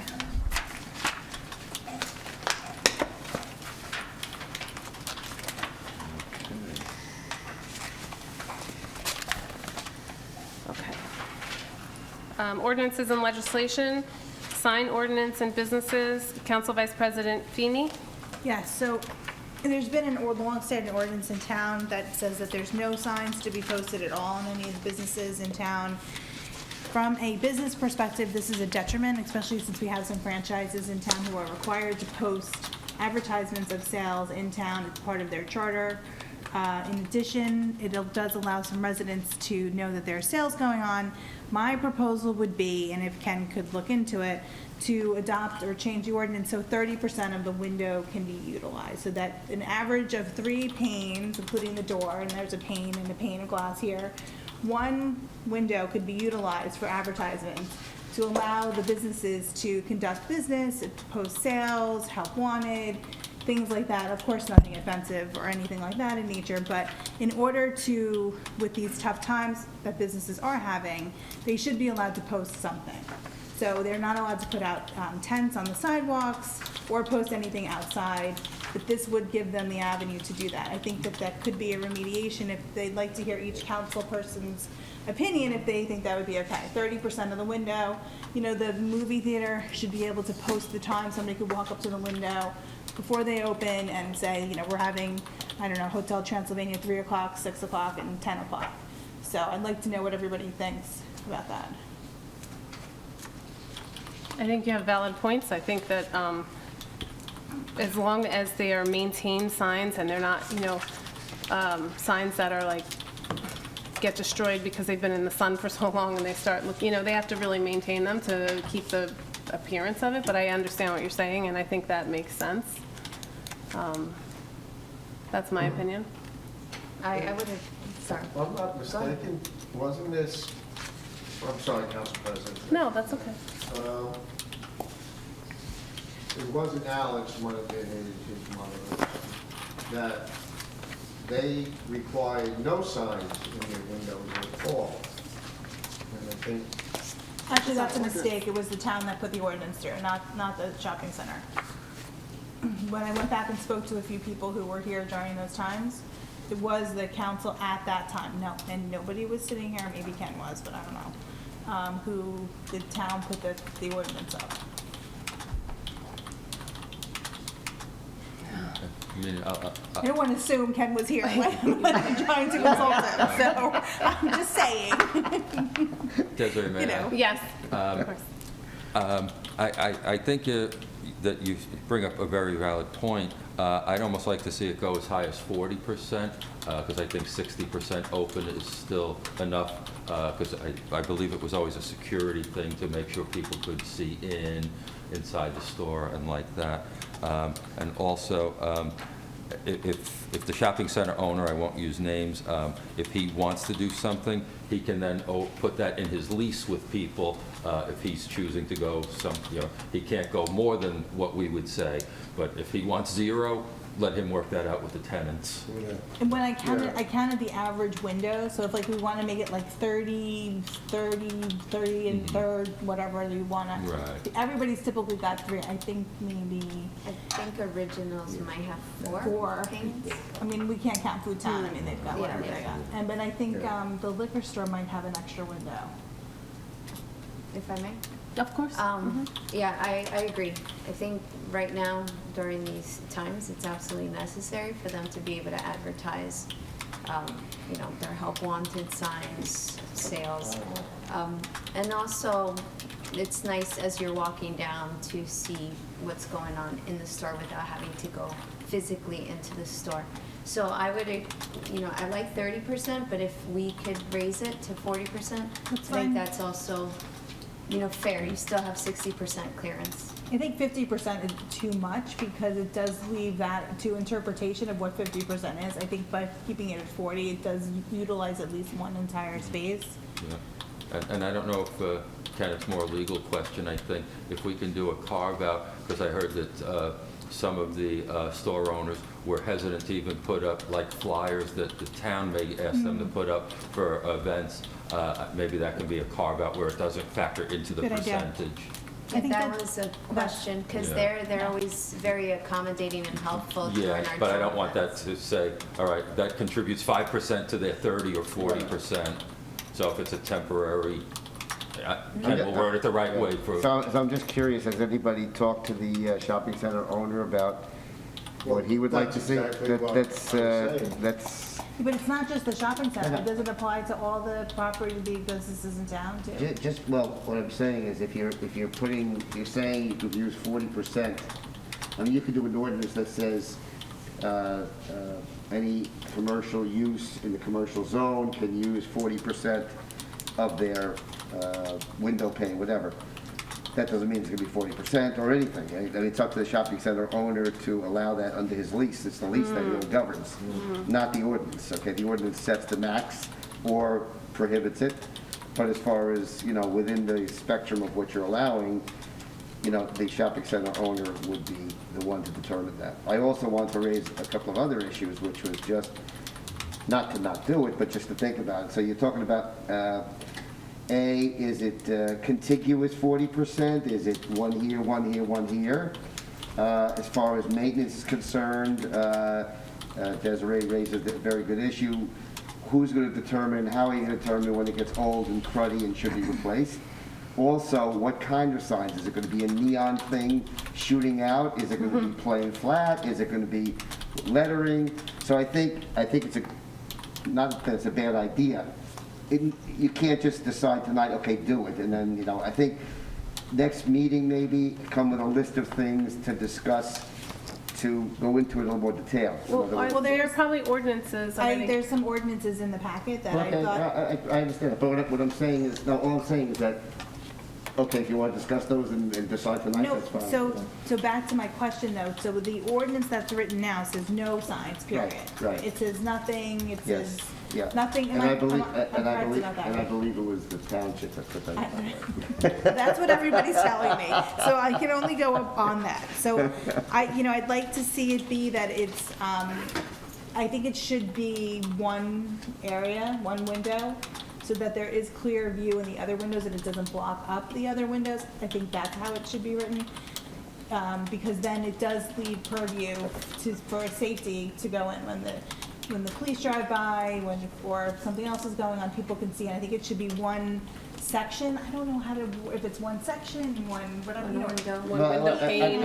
No, I think we'd make it as contiguous would be the term. So in the same section. But, I mean, okay, I just want to make sure we're starting to focus in on some of these things. So, and it says, it says like, if it doesn't call it like a decrepit sign, but it says that it cannot be deteriorating. Okay, and who's going to determine that? I- Building inspector, code enforcement official?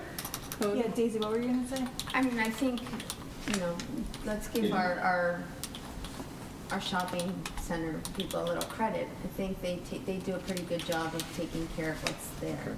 So we could be And the other thing is, if it is an ordinance, our code enforcement. What about neon Yeah, versus? maybe I don't think neon or, because we do have some, I think like the. I'm just asking, you know. No, I am of the opinion that a neon sign would be okay as long as it's not detrimental to the community. I think an open sign doesn't need to be neon. No, I don't think, I mean, but if they want it, I'm okay with them having I mean, it. do we have, There prior are. to the cleanup, was there a neon sign? Yeah, there is one, there's an open, two of them have open signs that flash open. I think it's over the door. I don't know. I think this is definitely a good topic of discussion to be. So in here, I think I have two more at home, I didn't, so I'll pull some out and send them. Just at the next meeting, maybe what could come is everybody could have a list of things that they thought about and throw them out, and you can decide yes, no, and then we'll come up with an ordinance to change it, to implement it, okay? The one thing I did like is that in the one ordinance from Ramsey, they do have a section I'd like to put in about temporary signs, which I think is, really handles, the language is very well written. It talks about like what the mayor's talking about signs for like if you're selling chocolate for baseball or what have you.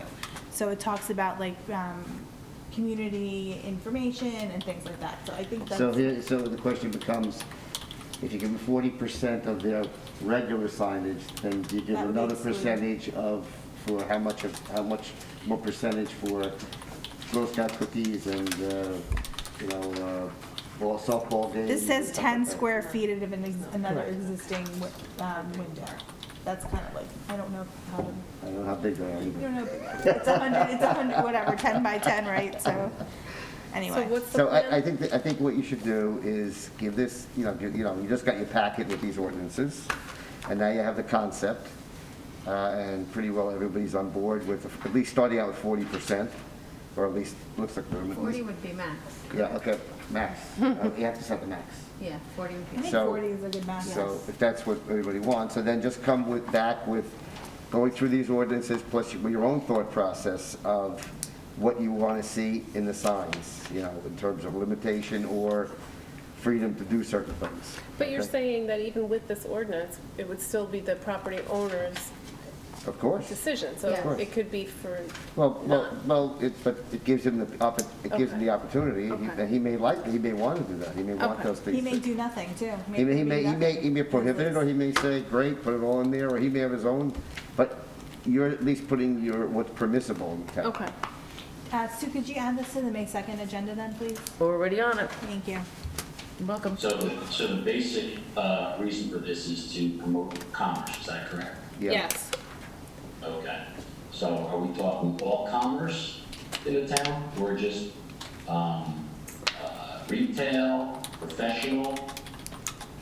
What are we talking? Encompasses everything? I think the start of it is all the commercial zones. Right. Okay, so there's only the commercial zone. Commercial zone.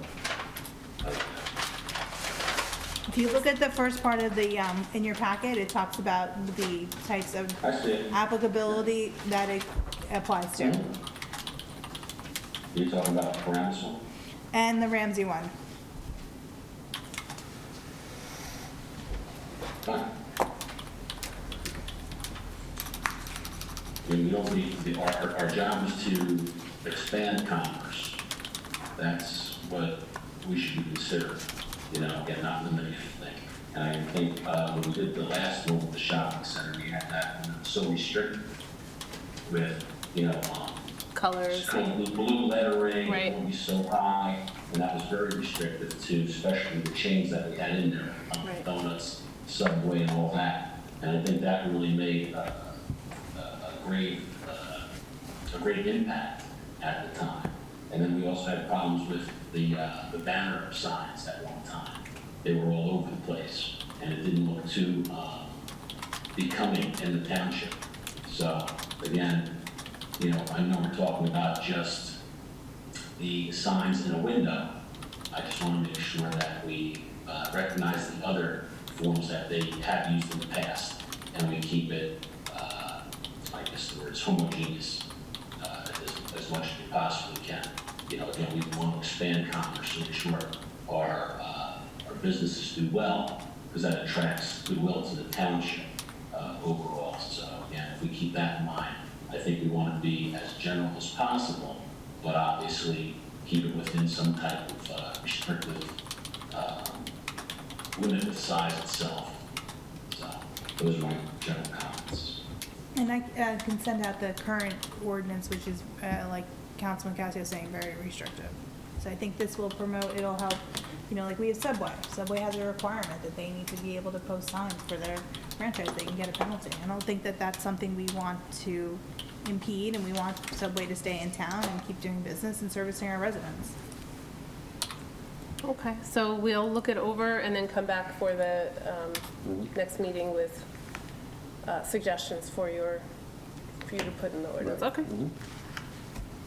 Okay, and then miscellaneous clean up the brook and flooding, Mr. Sears? Yeah, I mean, we're gonna do a general cleanup, I'm sorry.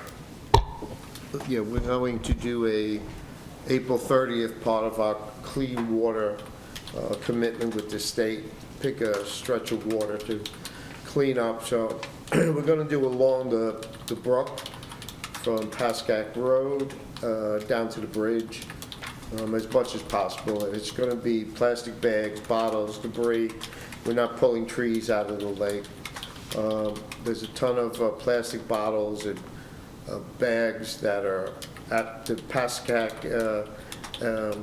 Pascack Road where it drops down into the Bethany waterway. So we're going to be cleaning that whole waterway up all the way down to the bridge. So that'll be our 2022 commitment for waterway cleanup. And that is, That's at 10 a.m. to 1. We're going to meet down at the Bethany Community Center parking lot. and the date again? April the 30th. Okay, great, thank you. And then the next one's yours, 2 abstentions. Yeah, I just need a clarification. Because when I look at Robert's rules, an abstention, it doesn't go for the majority vote. It says your abstention is basically a non-vote. So if I have 2 people that vote yes for something, 2 people that vote no for something, say an ordinance, and a person abstains, that abstention doesn't go for the yes.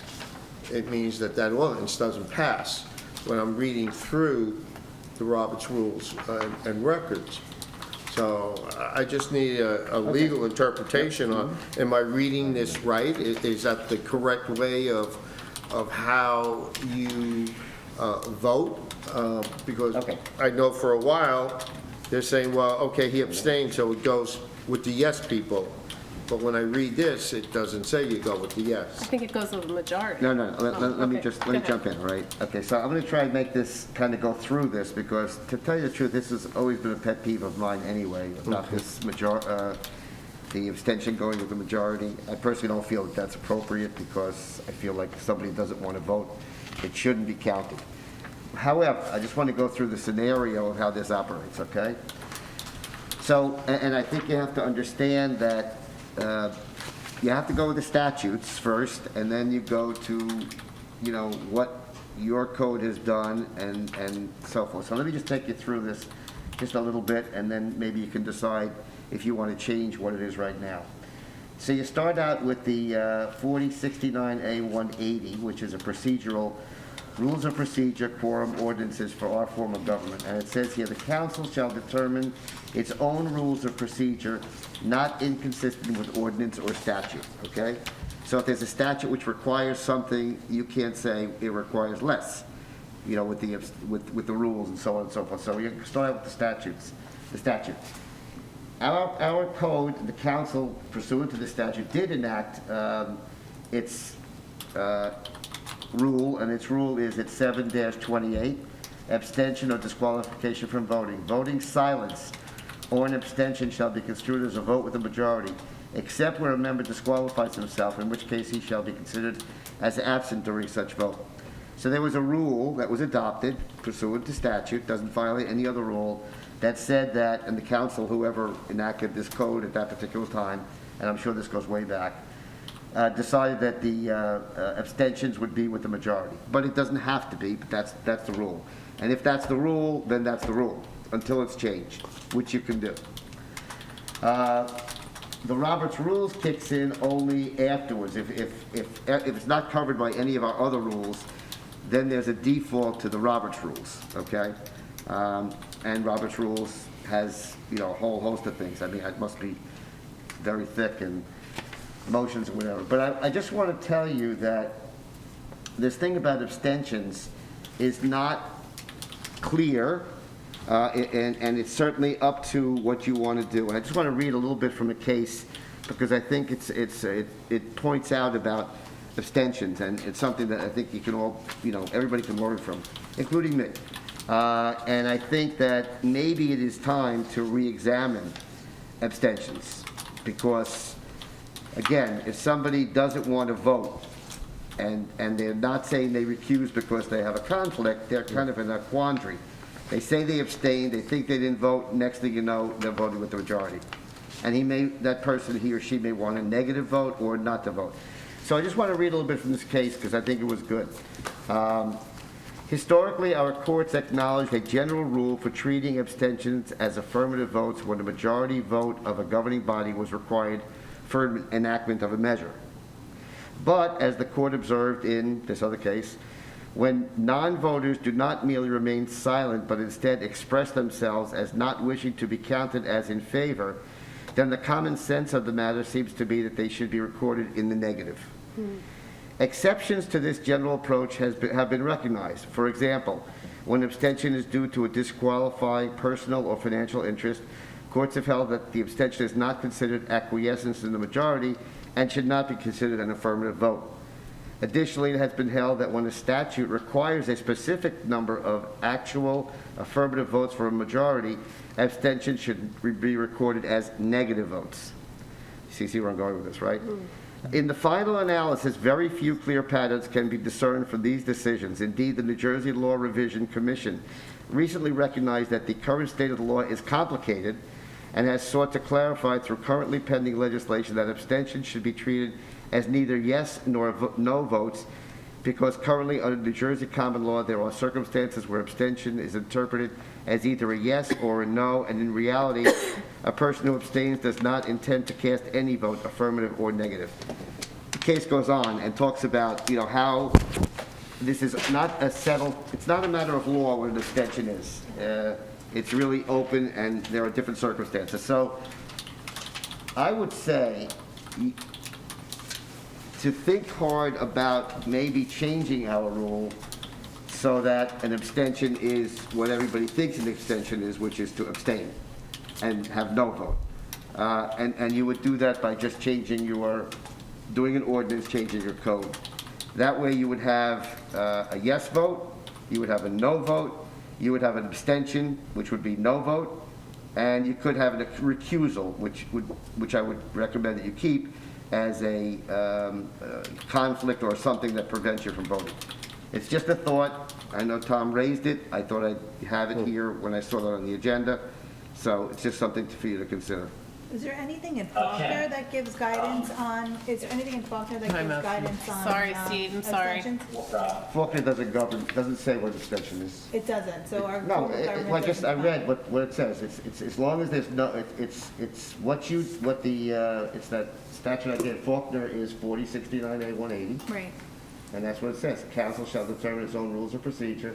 And the case I read from went exactly to that question of what did that council say in that case. What was that case name? Booker case. Thank you. Go ahead, Councilman Calcio, you had a question? Yeah, Ken, you said a yes vote, a no vote, the abstention is, you said a no vote. A no vote, Yes. and a recusal. A vote, wait, let me take that back. You said an affirmative, a negative, a non-vote, and a recusal, correct? Correct, yeah. Yes. That gives everybody the whole gamut of what they choose to do. Yeah, okay, fine. Okay. So are we doing that then? Well, I think it's what you want to do. I mean, you could think about it till the next meeting, or you can do it now, or you could do whatever you like. I just. Can we poll, we could poll some towns and see what the. I don't think you need to poll towns, Stacey. Well, no, but I mean, by looking at their ordinance. I don't think you need to do that. You either like to change it, or you don't want to change it. Well, I'd like to see what other towns are saying that they're doing. Why? I'd prefer not to change it. Well, why look at the other towns? I mean, just because Paramus decides an abstention is a no vote or yes vote. Just because I'm only 2.5 years on council, and I would just, sometimes I like to do some research. Okay, so don't decide tonight. Well, I mean, I don't know, if everybody else has it, I'm just letting you know, I just would like to. All right. Does anybody else have an opinion? Just to question why, I don't know if I can, but why would you not want to change it? Just trying to see both sides. Because currently, as it sits right now, because to change it, it means we're going to be at like a stalemate. We end up being at a stale, yeah. Right. At least there's a decision made at the end, the way it is right now. Okay, so it's what you're saying, you like it because it forces a decision. I see. So it actually forces somebody to vote no versus to abstain. If Right, somebody wants right. to be against something, they have Right, to then vote be yes. against it. If you really want to be against it, then put Be your against money where your mouth is and be against it and explain why if you feel so compelled. If not, then go on the record as saying no. But abstain is like you're hiding behind abstain. You know, that's my opinion. That's why I say just leave it. Well, I have a different opinion. I'm sure you do. I didn't mean anything. I'm not blanketing it. That's me. That's an opinion now. Yeah, that's my opinion. If you That's have a different opinion. Yes. And here's the opinion, I'm gonna give it to you. Okay. Straight, you know, There are some things that a council person can go either way with, okay? And it affords that person to say, well, if 3 people want it, I'm not going to block it as a 4th or 5th. So there's some things that to a council person, it doesn't matter either way. There are some things, some votes that we do that are just cursory, that doesn't have a lot of weight the way the government is run, to be quite honest with you, in a lot of ways. And that affords that person to do that, whether they're for it or not. You know? No, Do you I like agree the in green, that. do you like the green or the blue one? Well, I really don't care. You want it green or blue? It doesn't Right. matter to me. The So only time that that's where that one comes in, to be quite honest with you. I you agree. know? I agree in that And- scenario. But if we changed it, Steve, if we changed it, then it would be, it could cause like a stalemate where you can't move it forward. Oh, exactly. Yes, it Yeah. could definitely cause a stalemate. Now you have 2-2 and an abstention, right? So now you're back in the same thing. You might as well have 6 people or Right. an even number of people on the dais, and 3 go one way and 3 go the other way. So you're still at the same. Exactly. Which is why I think we should leave it. Oh, exactly. I agree with you. And if you look at most, and I know Ms. Feeney likes to do research, and if you look at most towns, that's how they count it. Though I know the case that Ken's citing, it's a very famous case because the problem has come up numerous times in all different forms of government. To be quite honest, more often in the Faulkner, because we have a lot of forms of government, like in the borough, and some Faulkner forms or alternate forms where the mayor has a vote as well as a tiebreaker. So again, Faulkner is a unique animal unto itself, as Ken will tell you that. All right, so just to clarify, so the way it stands right now, a decision is made. Should we change it, then you have the possibility of That's my question. So just, stalemate. you just do me, just to level set. So if we change it and there is an abstention that's part of the voting process, If you change it so that abstention does not count, I mean, well, that's my question. Do you change, is there a way, you change, is the law changed or the ordinance changed so that the abstention has no value? right. That's what Then happened, abstention is what abstention means. which is just nothing. Abstains means to abstain. Abstain means to I'm doing nothing. And currently, it goes with. the- Now, there's a rule that says that vote, even though it's an abstention, is going to be counted with the majority under the ordinance, the code that's in effect. And a decision is made. No recuse? Recuse is if you No, I have a know, conflict. but if you don't have a conflict and you recuse yourself, is that actually allowed or no? I have not researched whether somebody can challenge a recusal. It could arise sometime. I haven't run across anything like it, but, who knows? Just curious. Yeah. But you can never tell what someone's personal business is when you recuse on a subject. Right. Okay? Yeah. And that business should not be made public. Let's say we were doing something with a building, and a distant cousin of mine is a contractor on that site. I'm not going to tell anyone that he's a contractor, right? I wouldn't want that to get out because it would hurt him. It might hurt the building project. And so I would definitely recuse, but I don't have to tell you why I'm recusing. And I don't think that should be a requirement. That's not. That can go for Not a anything. requirement, right? So my No, it's not suggestion, my suggestion is think about it. It's Yeah. been raised now, think about it. It doesn't have to be decided tonight, for sure. I mean, you're not required to explain yourself with any vote, Never. period. So I don't think that should ever change. Okay. Desiree, although it's a council matter, may I just make a quick comment on it? Sure. I think members of the council should be a little more careful as to how they use abstentions, because an example was just thrown out. I forget the colors, green or blue, I don't care. But however, when you're voting on budget items, that makes a difference on. That's what the council and myself are up here to do. And so to abstain on like budget items, that really shouldn't be done because we all have skin in the game with the budget. And so abstentions, in my humble opinion, should be used only on very limited basis, but, certainly not budget items where, we're all here to guard against taxpayers' money and spend it wisely. And so I would just ask the council, if whether you change it or not, use your abstentions very reserved and limited. I'll just. I always do, Peter. I wasn't referencing anyone in particular. I also want to say that, and I've read some things about the philosophy of abstentions also, is that when you are elected to a position, you're elected to act. And abstentions is the contrary of that. And so some of the thought process of having an abstention is to say, you're on the board, you're on the whatever it is, you're supposed to make a decision, and unless you have a conflict, you're going to have to make a decision. Either if you don't like it, vote no. If you can't just sit back and say I abstain, because that's going to be counted with the majority. So if you don't like it, then vote no. That just comes up in the research of what it's all about. It is a good point. That's a good point the mayor has, Jim. So think about it. Okay. Resolution number 22-227, land acquisition negotiations, 464 Ridgewood Boulevard North, Swim Club, litigation, Washington Township. It's a motion to go into closed session, right? Yes. Yeah, I'm doing that. Right Yeah. after. Yeah, okay. No, you didn't say closed session, that's why. Oh, it's gonna, right after I announce okay. what we're doing. Sorry. It's okay. Washington Town Center, litigation and tax appeals. Motion to enter into closed session. So moved. Second? All in favor? Aye. Aye, and council will not be reconvening to the public. No? No. Can? Right? No? Do we need to? No. Okay. It says will.